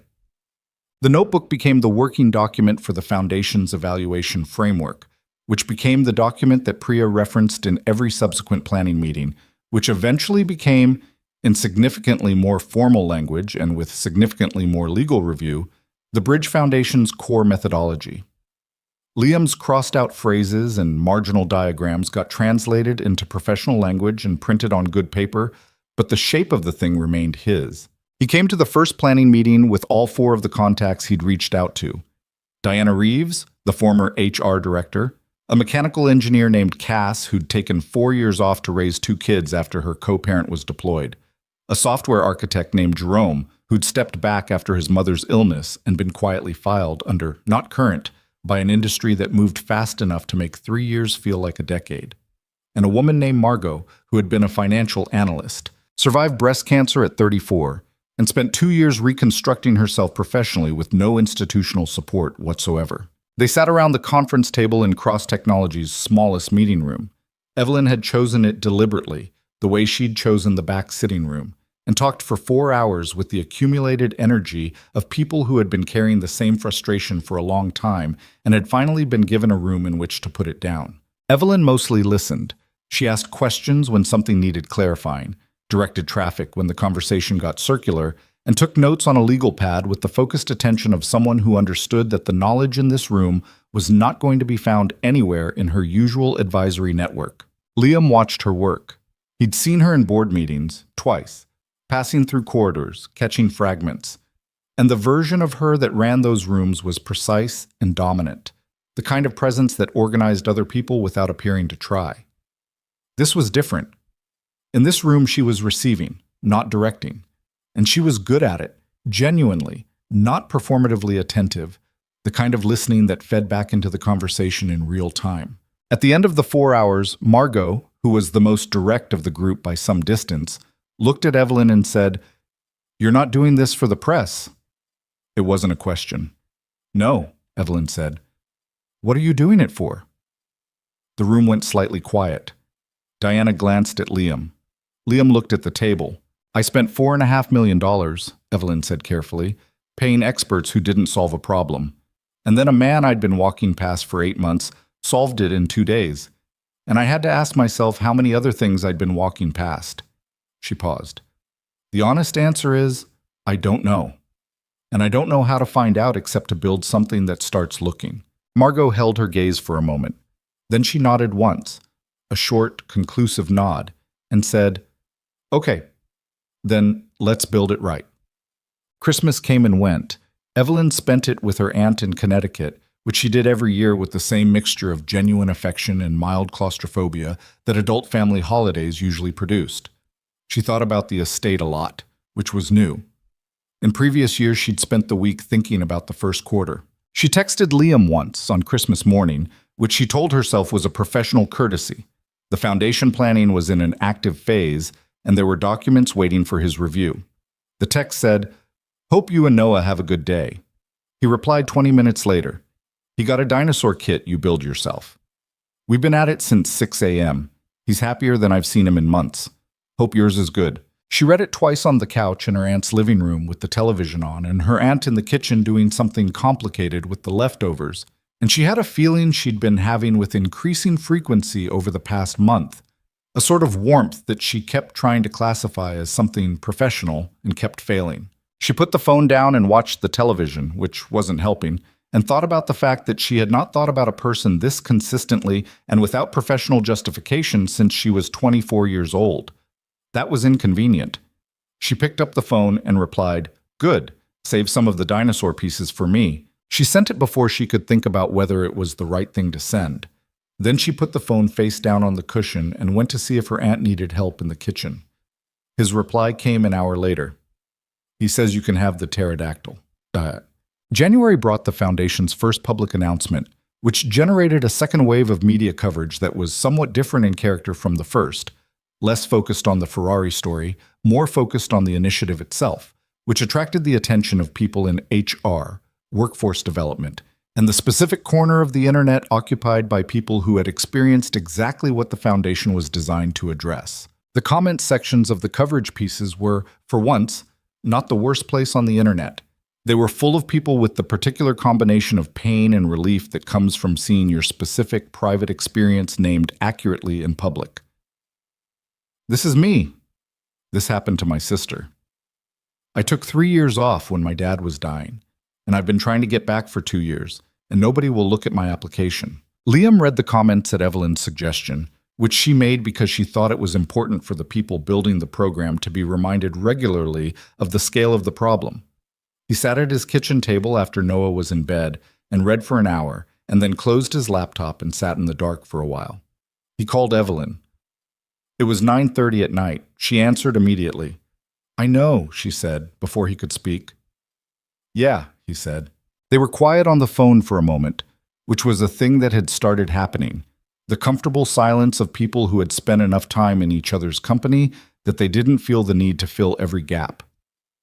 "We have to get it right," he said. "I know. Not right as in perfect, right as in honest. We can't be something that looks like a bridge and doesn't hold weight." "I know, Liam," he exhaled. "Sorry. I know you know. Don't apologize. This is why you're part of it." A pause, then, "Noah asked me today who you are." She was quiet for a moment. "What did you tell him?" "I told him you're someone I work with, someone who owns the red car." A pause. "He said he remembered you. He said you like red." She almost laughed. Almost. "That's the most accurate summary of me I've heard in a while." He's perceptive. There was something in Liam's voice when he talked about his son, not soft exactly, but the particular quality of someone whose one completely unguarded space is a 6-year-old who thinks dinosaurs and red cars are equally impressive. He wants to know if the car has a name. Cars don't have names. Tell that to Noah. Does he have a suggestion? He suggested Red Rex. After a red T-Rex. She was quiet for a beat. Red Rex, she repeated. He's 6. Red Rex is a terrible name for a Ferrari. I told him that. He said you could think about it. She was smiling now, which she was glad he couldn't see because it was the kind of smile that would have required explanation.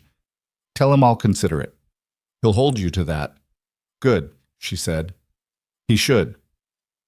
February arrived with the kind of cold that made the estate feel emptier than usual. The grounds crew reduced, the garden bare, the long driveway that looked dramatic in other seasons looking merely gray. Evelyn found herself spending more time in the workshop than strictly necessary. She would have said, if asked, that she was monitoring the progress of the foundation's planning work, which was partly true. The workshop had become something else over the months since November, though a place where the noise of the company and the estate and the media and the relentless forward press of running a business went quiet enough that she could hear herself think. Part of that was the nature of the space. Part of it was who was in it. She and Liam had developed, without planning it, a working rhythm that was comfortable in a way she hadn't had with another person in years. He worked. She worked, or thought, or talked. He responded or didn't, and either was fine. He pushed back when he thought she was wrong, which was often enough to be interesting and specific enough that she'd learned to take it seriously. He didn't manage her feelings, which she valued more than she'd expected to. Most people in her life had learned to handle her with a particular careful professionalism that was really just avoidance of friction, and she'd gotten so used to it that she'd stopped noticing until she encountered someone who just said the thing directly. He said the thing directly. She was aware, in a way that she'd been aware since Christmas and had not done anything with, that what she felt in the workshop on Thursday afternoons and in the late-night phone calls about foundation comment sections was something she hadn't been careful enough to contain. She was also aware that Liam worked for her technically, and that he was a widower with a 6-year-old and the carefully maintained independence of someone who had learned the hard way what it costs to need people, and that the last thing she should do was introduce a complication into an arrangement that was, on its face, working. She knew all of that. She also knew that she'd saved a text about a pterodactyl to her phone and looked at it more than once. The day the complication became unignorable was a Thursday in late February, unremarkable in most respects. Cold and overcast, the workshop warm from the space heater, Liam 3/4 of the way through a full systems review of the estate's emergency generator that Paul had requested after the December ice storm. She'd come down at 2 with a document she needed his input on, a section of the Foundation's candidate evaluation criteria that kept coming out wrong in successive drafts, too clinical in one version and too subjective in the next. She'd been fighting with it for 2 days. She spread it on the workbench and explained the problem. He read it once, then again, and then picked up a pencil and started marking it, not with track changes in a document, with an actual pencil on printed paper, crossing out and rewriting in the margin in the fast shorthand of his notebook. She watched his hands. She watched the way his face looked when he was working through a problem. The particular focus, the small frown that wasn't frustration but concentration, the occasional almost movement of his lips when he was reading something he disagreed with and forming the response before saying it. She'd been watching this for months. She was tired of pretending she was watching it for professional reasons. When he looked up and said, "The problem is in the second paragraph. You're asking evaluators to assess potential, but you haven't defined what potential means in this context, so everyone's going to apply their own definition, which is exactly what you're trying to prevent." She realized she'd missed the first part of the sentence because she'd been looking at him instead of the document. "Say that again," she said. He looked at her. Something in her face must have been different from its usual expression, less composed, less managed, because he held her gaze a beat longer than normal. "The second paragraph," he said, more slowly. "You need to define Liam." He stopped. The workshop was quiet except for the space heater and the distant sound of wind against the high windows. Outside it was gray and cold, and nothing particularly significant was happening. Inside the workshop, something was either about to happen or not happen, and Evelyn was tired of being someone who waited to find out. "I need to say something that might change things," she said. "And if it changes things in a way that doesn't work for you, I need you to tell me directly, because the last thing I want to do is compromise something that matters." He was very still. Not in the way of someone surprised, in the way of someone who had been watching something develop from some distance and was now seeing it arrive. "Okay," he said. She looked at him straight on. "I don't want to be just the person who owns the red car." The silence that followed lasted long enough that she heard her own heartbeat. Then Liam set the pencil down on the workbench carefully and said, "I know." She waited. He looked at the document for a moment, then back at her. "I have a kid," he said. "I know. And a job that you're paying for. I know that too. And I'm not—" He stopped, started again. "I'm not the kind of person who does things halfway. If I'm in something, I'm in it. I don't know how to be otherwise." He paused. "That's not a warning. I just need you to know that about me before you decide what you're saying." "It's not a warning I need," she said. "It's the opposite." He looked at her for a long moment. "Noah likes you," he said finally. "He's been asking about coming back to see the car." "I know. He wants to name it Red Rex." "It's a terrible name." "It's a wonderful name," she said. "Bring him on Saturday." The almost smile appeared, the one she'd been cataloging for 4 months. This time, it made it all the way. "Saturday," he said. She picked up the document with the pencil marks on it. Her hands were completely steady, which surprised her. She felt like they should be shaking. "The second paragraph," she said. He looked at the document, picked up the pencil. "You need to define potential as—" They worked for another hour, side by side at the workbench with the space heater going and the gray afternoon pressing against the high windows, making something that was difficult and real and not entirely figured out. The document got better. Other things did too. Saturday morning was cold and clear. The sky the specific pale blue of winter days when the air has been scrubbed clean by a week of overcast weather. The driveway of the estate was empty when Liam's truck pulled in.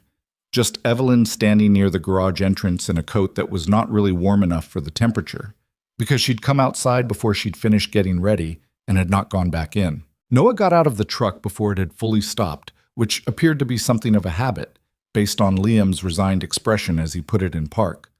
The 6-year-old hit the ground running in the literal sense, covered the distance to Evelyn at something approaching maximum child velocity, and stopped 2 feet in front of her with the sudden braking mechanism of a small person who has remembered at the last second that he doesn't technically know this adult well enough to crash into her. "Hi," he said breathlessly. "Hi," she said. "Ready to see the car?" "Yes," he said. "Is it still really red?" "Still really red."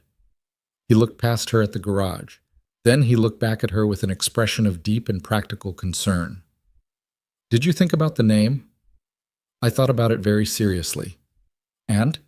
She crouched down to his level, which put her in the cold air closer to the ground, and looked him in the eye.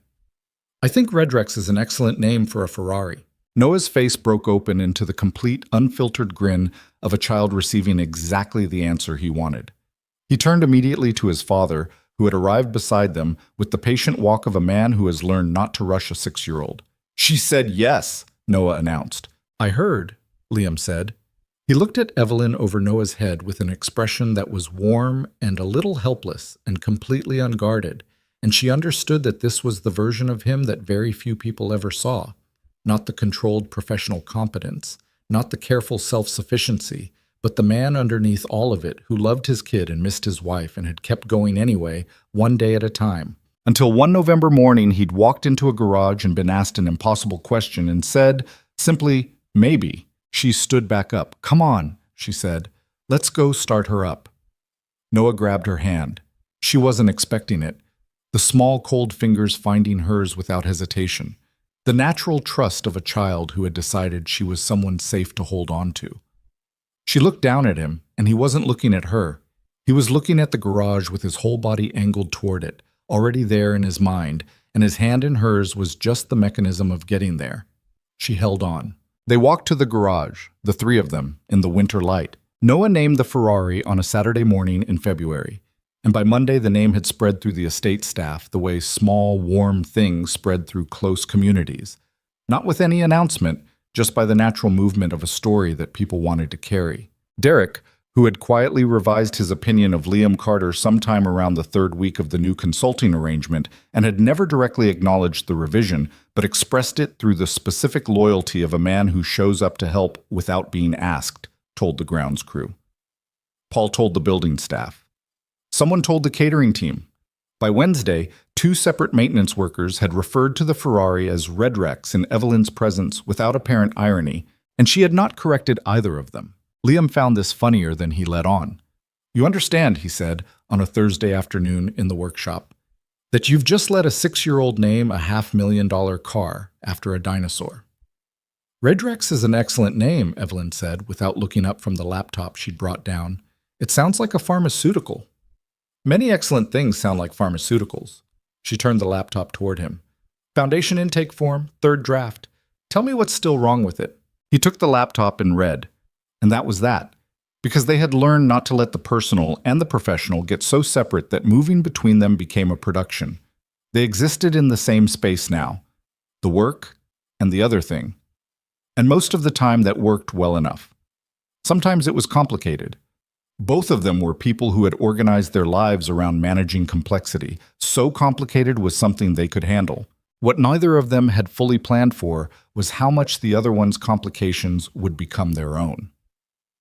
The Bridge Foundation's first cohort application period opened in March, and the response was larger than any of them had projected. Diana Reeves, who had taken on the role of intake director, called Evelyn on a Thursday morning 3 days into the application window and said, "We have 412 applications." Evelyn was quiet for a moment. "We projected 150 for the full period."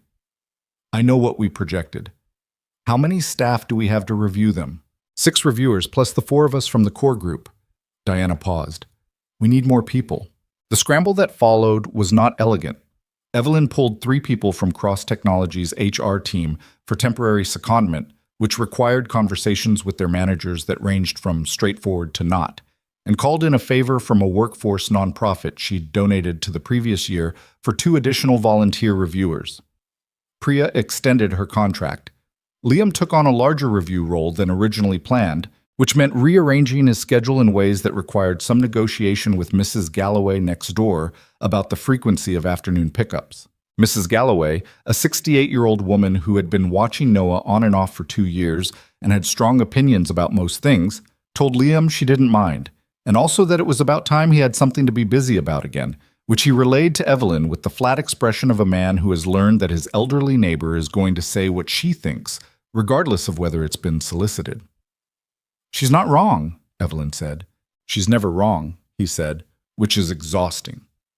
They reviewed applications side by side on several evenings over the following 2 weeks, sitting at the kitchen table in the estate's back office with the files spread between them, printed where possible, because Liam found it easier to see the full picture of a person's history on paper than on a screen, and because Evelyn had discovered she agreed. The applications were, collectively, one of the hardest things she'd read in years. Not because they were poorly written or desperate. Most of them were careful and professional. But the carefulness itself was the hard part. The particular carefulness of people who had learned to pre-manage the reader's doubts, who opened their letters by acknowledging the gap before anyone could ask, who said things like, "I understand my career history may appear unconventional, and I want to assure you that my skills remain current, and I have not lost my ability to," as if the primary thing they needed to establish was that the years they'd spent keeping someone alive had not broken something fundamental about their value as a professional.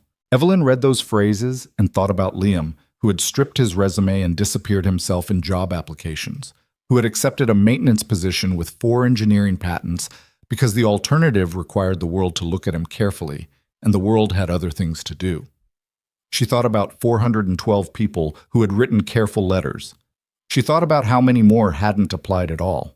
"How many of these," she said one evening, looking up from a file on a woman named Christine who had been a pediatric surgeon before taking 4 years off to care for a father with dementia, "do you think represent a fraction of the actual number?" Liam looked up from his own file. "Of people in this situation?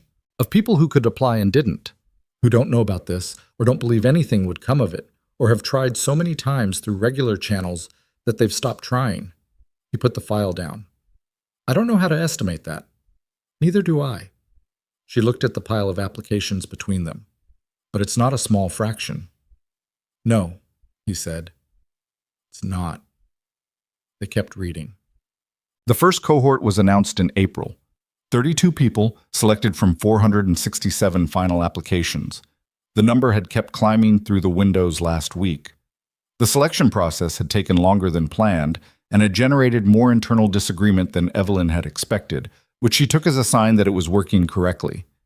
The disagreements weren't about who was most credentialed, they were about how to weigh different kinds of capability, and those were the right arguments to be having. Liam had been in 3 of the most contentious review meetings, and in all 3 had been the person who finally said the thing that broke the deadlock, not by asserting authority he didn't technically have, but by describing with the flat specificity of someone speaking from experience what a particular kind of gap on a resume actually meant for the person who had it. Diana told Evelyn afterward, privately, that he was the best argument for the foundation that the foundation had.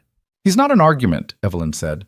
I know, Diana said. That's why he's effective. The cohort's first gathering happened in a conference room at Cross Technologies that Evelyn had converted for the day.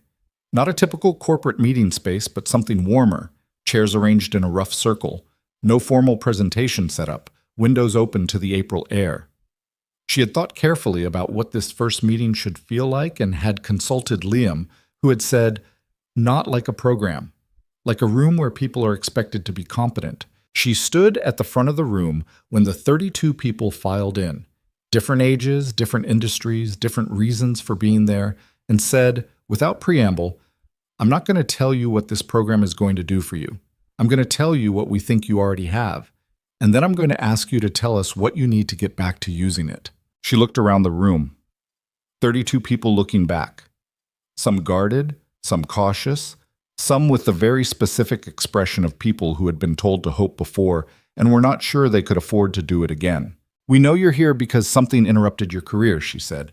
We know the interruption was hard, probably the hardest thing you've dealt with. And we know that the professional world responded to that interruption mostly by looking away. She paused. We're not going to do that. The whole point of this room is to look directly. The silence that followed was the particular kind that happens when a group of people hear something they were not expecting to hear and are taking a moment to verify that they heard it correctly. Then a man in the back, Jerome, the software architect, who had been part of the founding group and was now in the cohort as a participant, said, "Took you long enough." Laughter. Real laughter. The kind that breaks tension without dismissing it. Evelyn smiled. Yeah, she said. I know. Liam wasn't in the room for the first cohort gathering. He'd been scheduled to be, but Noah's school had called that morning with a fever, and he'd texted Evelyn at 7:45. Can't make it. Noah's sick.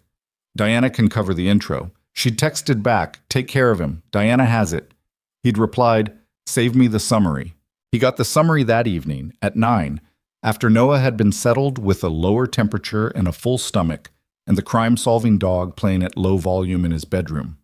Evelyn called rather than texting, partly because the summary was long, and partly because she'd gotten used to the calls. How is he? She asked first. Better. It's just a 24-hour thing. He was upset that he couldn't go to school. He has a science project he wanted to present. What's the project? How car engines work. A pause. I may have had some influence on the topic selection. She laughed. Genuinely, without managing it. How much influence? I answered 300 questions about pistons over 2 weeks. He arrived at the topic independently. That's very convenient. It really is. She could hear him settle into something. A chair, probably the kitchen one. How did it go? She told him. Not the professional summary, but the actual account. The room, the faces, Jerome's comment, the laughter that followed. The way the conversation had opened up in the second hour when people started talking to each other rather than to the facilitators. The woman named Christine, who had wept briefly and without embarrassment when Diana told her that her 4 years of managing her father's medical care counted as demonstrated crisis management capability. She said no one had ever framed it that way before, Evelyn said, as a skill. Everyone had just treated it as an interruption to be apologized for. Liam was quiet on the other end. She knew that quiet. The one that meant he was receiving something and not quite ready to respond. "That's it," he said finally. "That's the whole thing, right there." "I know. The apology. The pre-apology. I spent 3 years opening job applications by explaining myself, apologizing for the gap before anyone asked, because I'd internalized the idea that the gap was the first thing anyone would see and the first thing they'd hold against me. And now? And now I work on a Ferrari named Redrex," he said, "and run planning meetings for a foundation that I'm increasingly taking up way too much of my own project time thinking about." "You're not taking up too much time. I canceled 2 vehicle reviews this week." "I know, I cleared your calendar." A short pause. "You cleared my calendar without telling me." "I moved 2 things. You were more useful in the planning meetings." Evelyn. Liam. Another pause. The kind that had started appearing in their conversations weighted slightly differently than the earlier ones. The kind that meant something and that both of them let sit without resolving it immediately, because they'd learned that some silences were doing necessary work. "Noah's asking about the car again," he said. "Bring him Saturday. He's going to want to sit in the driver's seat. He can sit in the driver's seat. He's going to want to make the engine noise. Then he can make the engine noise." She paused. "And tell him I said his science project sounds excellent." She heard Liam's exhale, the small sound of a man who has been carrying something heavy for a long time and has, slowly and with no dramatic moment of release, found that the weight is somewhat better distributed than it used to be. "Saturday," he said. "Saturday." But spring arrived the way it does after a long winter. Not all at once, but in accumulated small things, the grounds coming back incrementally, the light lasting longer each evening, the mornings losing their bite. The estate, which had felt during the gray months like a held breath, started to feel like something exhaling. The Bridge Foundation placed its first cohort member in April, a woman named Renata, 41, former structural engineer, 6-year gap for a combination of medical leave and child rearing. She went back to engineering through one of the partner companies Evelyn had spent 3 months cultivating, at a salary that was genuinely fair, doing work that her skills were genuinely suited for. She cried when Diana called her. Diana cried too, which Diana would not have predicted about herself. By June, 11 of the 32 cohort members had been placed. Not all of them went back to their original industries. Some pivoted, some took bridge roles with longer timelines, and 2 decided during the process that they wanted to do something different than what they'd left. The program supported all of those outcomes, because that was what Liam had written in the notebook with the pencil in the workshop. The question is not whether they fit the role. The question is what it would take to bridge the gap between where they are and where they should be able to go. Robert Kessler, the logistics manager who had filed the formal objection to the new recruitment guidelines in November, hired one of the cohort members in May. He didn't announce it or make it a moment. He just hired her, a woman named Alicia with 12 years of supply chain experience and a 3-year gap after her husband's illness, and told Marcus in passing that she was, and this was a direct quote, "better than the last 3 people we hired through the standard process, and those people had perfect resumes." Marcus relayed this to Evelyn with the particular satisfaction of a man delivering information he's been waiting to deliver. Evelyn relayed it to Liam that afternoon in the workshop. He listened. Then he said, "Did he ask why he was surprised?" "No." "Did you tell him?" "I let him have the discovery." Liam considered this. "That might be more effective." "That's what I thought." He nodded once, the way he nodded when something confirmed something he'd already suspected. "How many of the internal promotion reviews have come back?" 23 completed, 11 people identified for advancement who hadn't been on any previous track. "What happens to them now?" "Development plans. 3 immediate promotions already processed. The others over the next 2 quarters. She paused. Marcus flagged someone in the data processing team. 7 years with the company. Started as a filing clerk. Apparently she's been solving workflow problems in her department for 3 years without anyone formalizing it or compensating her for it. "What's her name?" "Rosa. She's 29. Marcus sat down with her last week and she described what she'd built.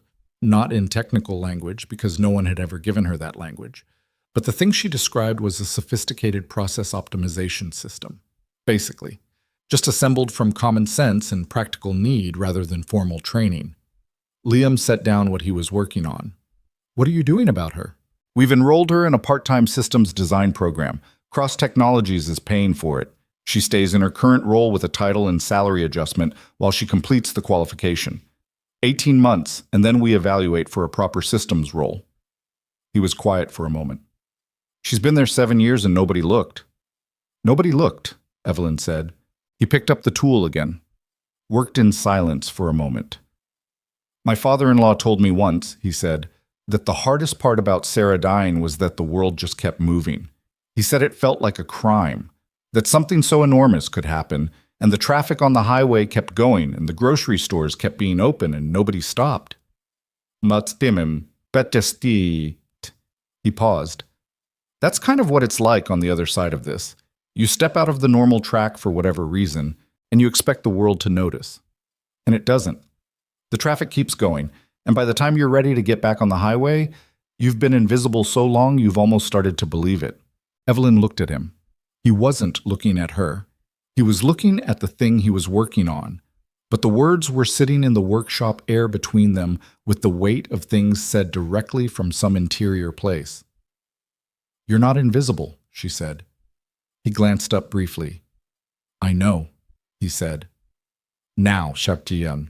The summer gathering of the foundation cohort happened in July, in the garden at the estate, because Evelyn had looked at the calendar and the weather forecast and the formality of the conference room and decided that they had all spent enough time in rooms that looked like obligation.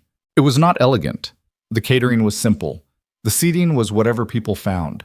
Noah was there because it was summer and there was no school, and he moved through the gathering with the complete confidence of a child who has been brought to adult events enough times to know that adults at parties are usually willing to give him food and answer questions about what they do.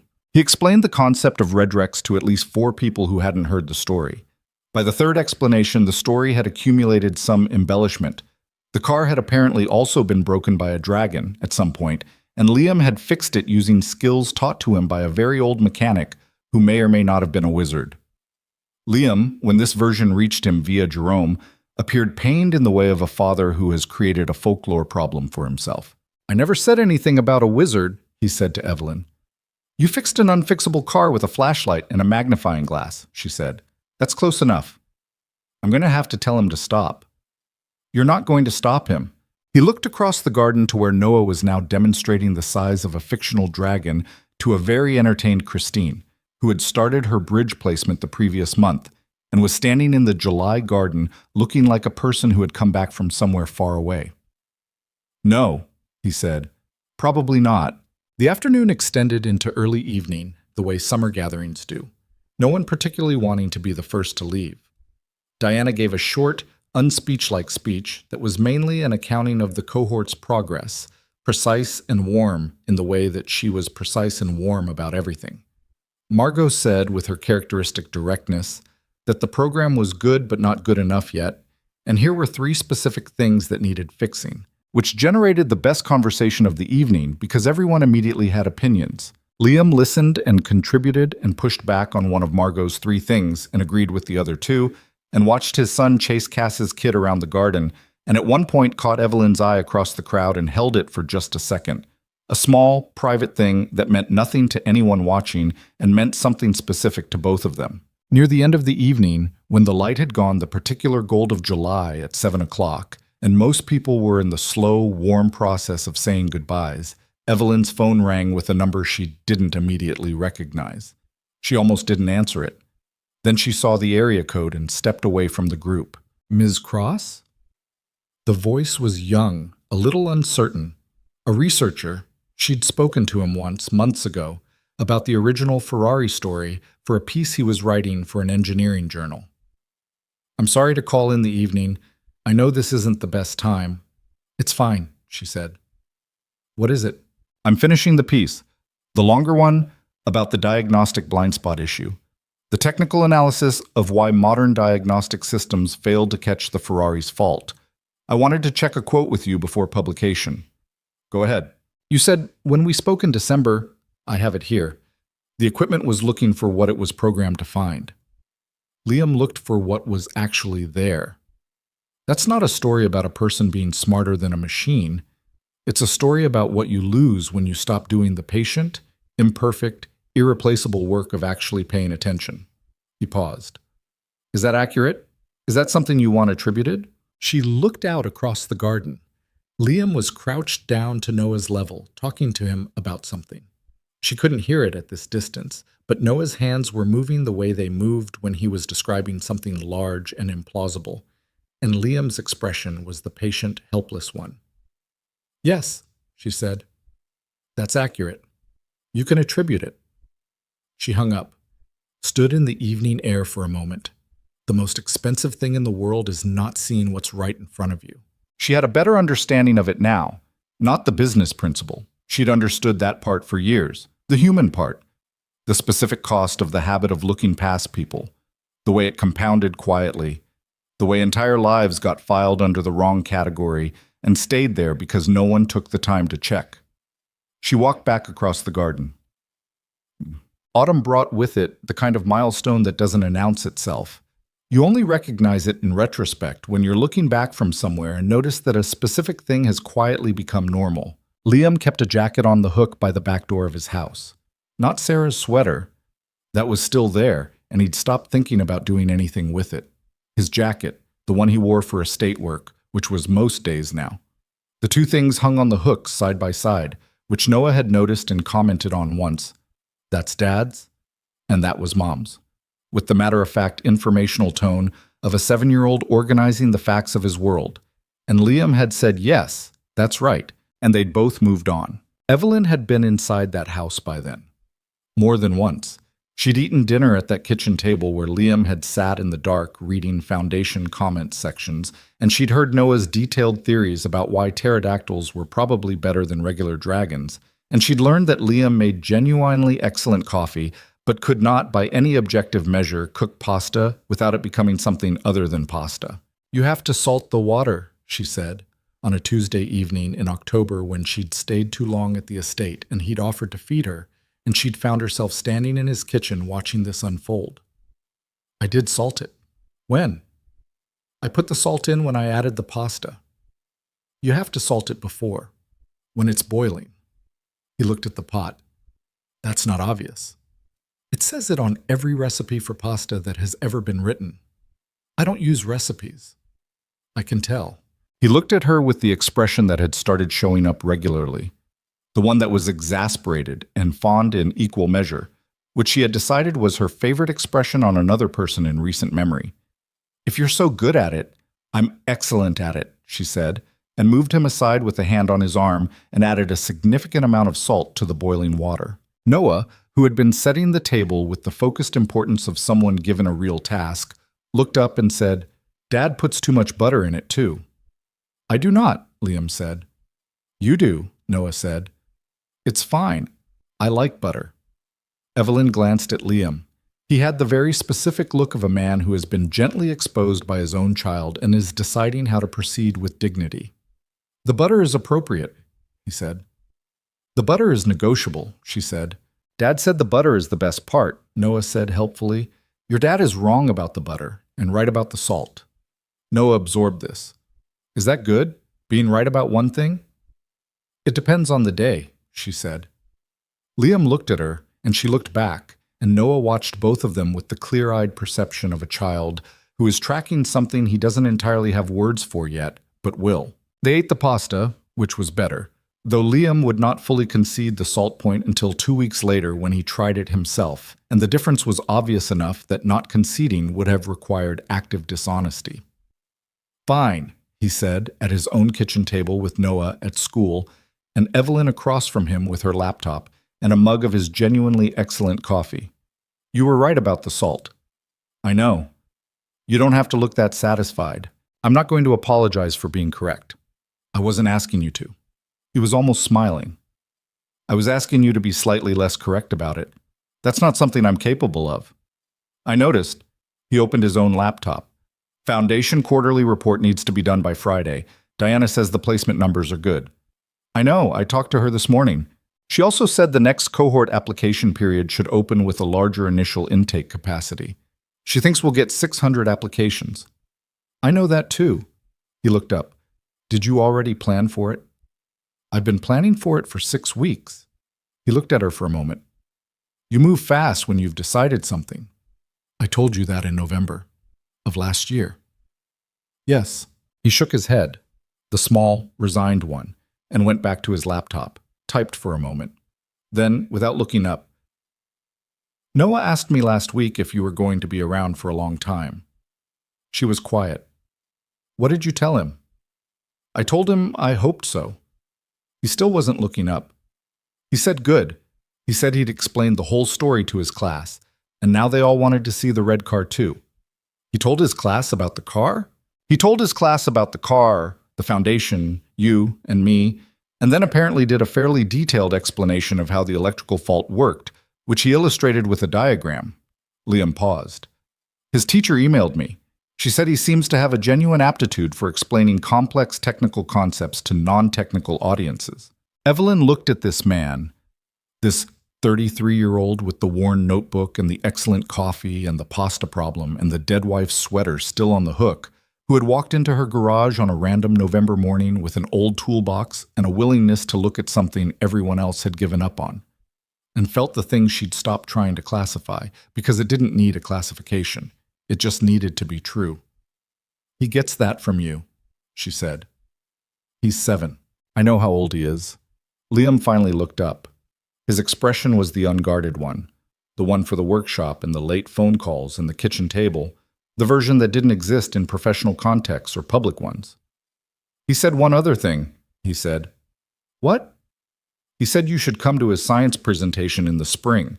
He's doing the next one about bridges, he paused. He said he picked the topic himself. Evelyn felt something move in her chest, soft and specific. Did he? He did, completely independently. The almost smile, the way he arrived at the engine topic. Entirely his own idea. Entirely. She looked at him. He looked at her. Outside, the October trees were doing what October trees do, going out in the particular brilliance of things that have reached the end of their season and are spending whatever they have left. Tell him I'll be there, she said. The Ferrari sat in the garage through all of it, through the winter and the spring and the summer gathering and the autumn pasta and the ongoing, unfinished, necessary work of the foundation. Evelyn drove it on weekends when the roads were clear and the weather allowed, which was something she'd worked up to slowly, the first time alone. In February, her hands slightly unsteady on the wheel until the engine settled into its rhythm, and she remembered that the point was not to be unafraid. The point was to drive anyway. She drove it through the countryside roads she remembered from that afternoon in 2017, past the same fields that had been golden then and were brown and bare in February, and she played the same Springsteen album on the car's stereo, and she let herself miss her father without trying to manage it into something more bearable. Missing him wasn't less painful than it had been, but it had become, somehow, something she could carry and still move with. The weight hadn't shrunk. She'd just learned where to put her hands. Liam drove it once, on a Sunday in May, at her insistence. He was reluctant in the way of someone who understands exactly how good a thing is and is cautious about the wanting of it. But he drove it, through the same countryside, at the speed it deserved, with the specific focused pleasure of a man who spent his professional life understanding machines and was now inside one that had been built to be exactly what it was. Noah was in the back seat. How fast? He demanded about 4 minutes in. We're at 90, Liam said. How fast can it go? We're not finding out today. Why? Because there are other cars on this road. There aren't any other cars. Noah, I'm just saying, I know what you're saying. The answer is no. Noah subsided. Then, approximately 45 seconds later, what about if we found a road with no cars at all? No, Liam said, and Evelyn turned her face toward the window so he couldn't see her expression, which was not helping. They drove through the spring countryside with the windows down and the engine doing what it was built to do. And Noah narrated, eventually, the complete backstory of Redrex the dragon-fighting Ferrari, which had by this point acquired several additional chapters, and a recurring villain who was definitively described as a bad guy who doesn't know how to fix cars. What happens to him in the end? Evelyn asked. He learns, Noah said, with the decisive certainty of a 7-year-old who has thought about this. Liam teaches him. She looked at Liam. He kept his eyes on the road, but the corner of his mouth moved. "That's a good ending," she said. "I know," Noah said. "I made it up." Later, people who knew about the foundation would sometimes ask Evelyn what it was, at the core, what the one thing was that she was trying to do. She had a prepared answer for formal settings, closing the gap between demonstrated capability and professional opportunity for people whose careers had been interrupted by caregiving. That was accurate. It was also the kind of answer that lived on grant applications and mission statements. The real answer was simpler. She was trying to build the thing she hadn't known to build until a man in worn work boots walked into her garage with a flashlight and an old toolbox and looked at a problem that everyone else had given up on, and she had been too tired and too defeated to remember that she was supposed to dismiss him. She was trying to make the accident into a system, because the accident, the specific convergence of her desperation and his presence, and the particular moment when she'd asked a throwaway question and meant it to sting, and he'd said maybe, was not something she could replicate for everyone. But what it pointed to underneath, that was replicable. The choice to look, the decision to ask, the willingness to let the answer surprise you, those were learnable. The year turned. Another cohort opened, larger than the last. Rosa from the data processing team completed her certification and moved into a systems role with a salary that made her cry in Marcus's office, which Marcus had quietly been prepared for and had a box of tissues ready for, because Marcus had gotten very good at anticipating the things that mattered.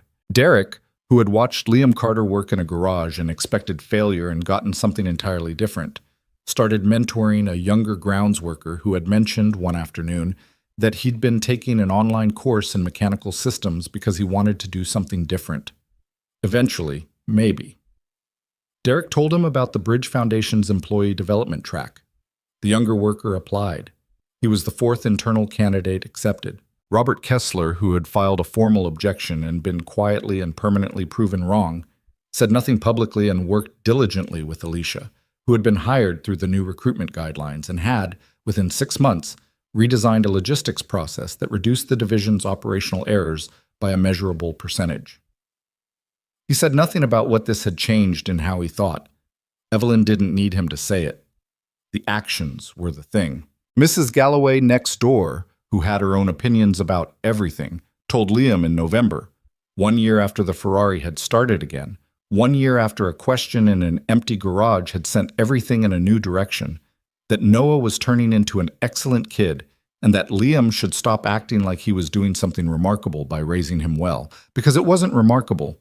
It was just what a parent did. And the fact that he'd done it alone and under difficult circumstances was worth something, but didn't need to be the whole story anymore. Liam told her he'd keep that in mind. She told him to also fix the gate on his back fence, because it had been sticking since September. He fixed it that afternoon. The Ferrari, Redrex, officially, to everyone on the estate now, sat in the garage at the end of it all, polished and alive, engine running perfectly in the way that things run when they've been found and fixed with genuine attention. Visitors who came to the estate and heard the story always wanted to see it. Evelyn would take them to the garage and let them look at the red car and tell them the short version, the dust, the failed experts, the man in the maintenance jacket, and they would nod with the satisfied expression of people receiving a good story. What she didn't always tell them, because some things don't translate well in the short version, the car was never really about the car. It had been about her father, who had laughed in a driveway on a spring afternoon and given her a memory she'd been trying to hold on to without being crushed by the holding. It had been about 5 years of grief organized into an engine fault and a locked garage door. And when Liam fixed it, he hadn't just fixed it. He'd handed it back to her. He'd made it possible for the car to be a car again instead of a closed door, possible for the memory to be a memory instead of a weight, possible for her to drive through those same fields and feel her father's presence without feeling only his absence. He had done that with a flashlight and 40 years of accumulated knowledge and the specific patience of a person who knows how to look past the obvious failure to the thing underneath it. That was what Evelyn Cross told people when they asked why the car mattered so much in the years after. The Ferrari was never the most valuable thing in that garage, she would say, and then she would glance toward wherever Liam happened to be, in the workshop, or the foundation offices, or the garden with Noah explaining something improbable to someone new. The most valuable thing was the man everyone overlooked. Not because it was a satisfying ending to a story, because it was simply, specifically true. And because sometimes the truth is worth saying out loud, even after it's already been proven. Even after the car runs, and the foundation fills its cohort every year, and the gate is fixed, and the pasta is salted correctly, and a 7-year-old has named something after a dinosaur and will defend that name to anyone who questions it. Even after everything has already changed. You say it because it's still true. And because somewhere, in some garage, some maintenance hallway, some filing queue, some carefully worded letter that opens with an apology for a gap that should never have required one, there's someone else who hasn't been found yet. And the work of finding them is not finished. It's not finished, but it's started.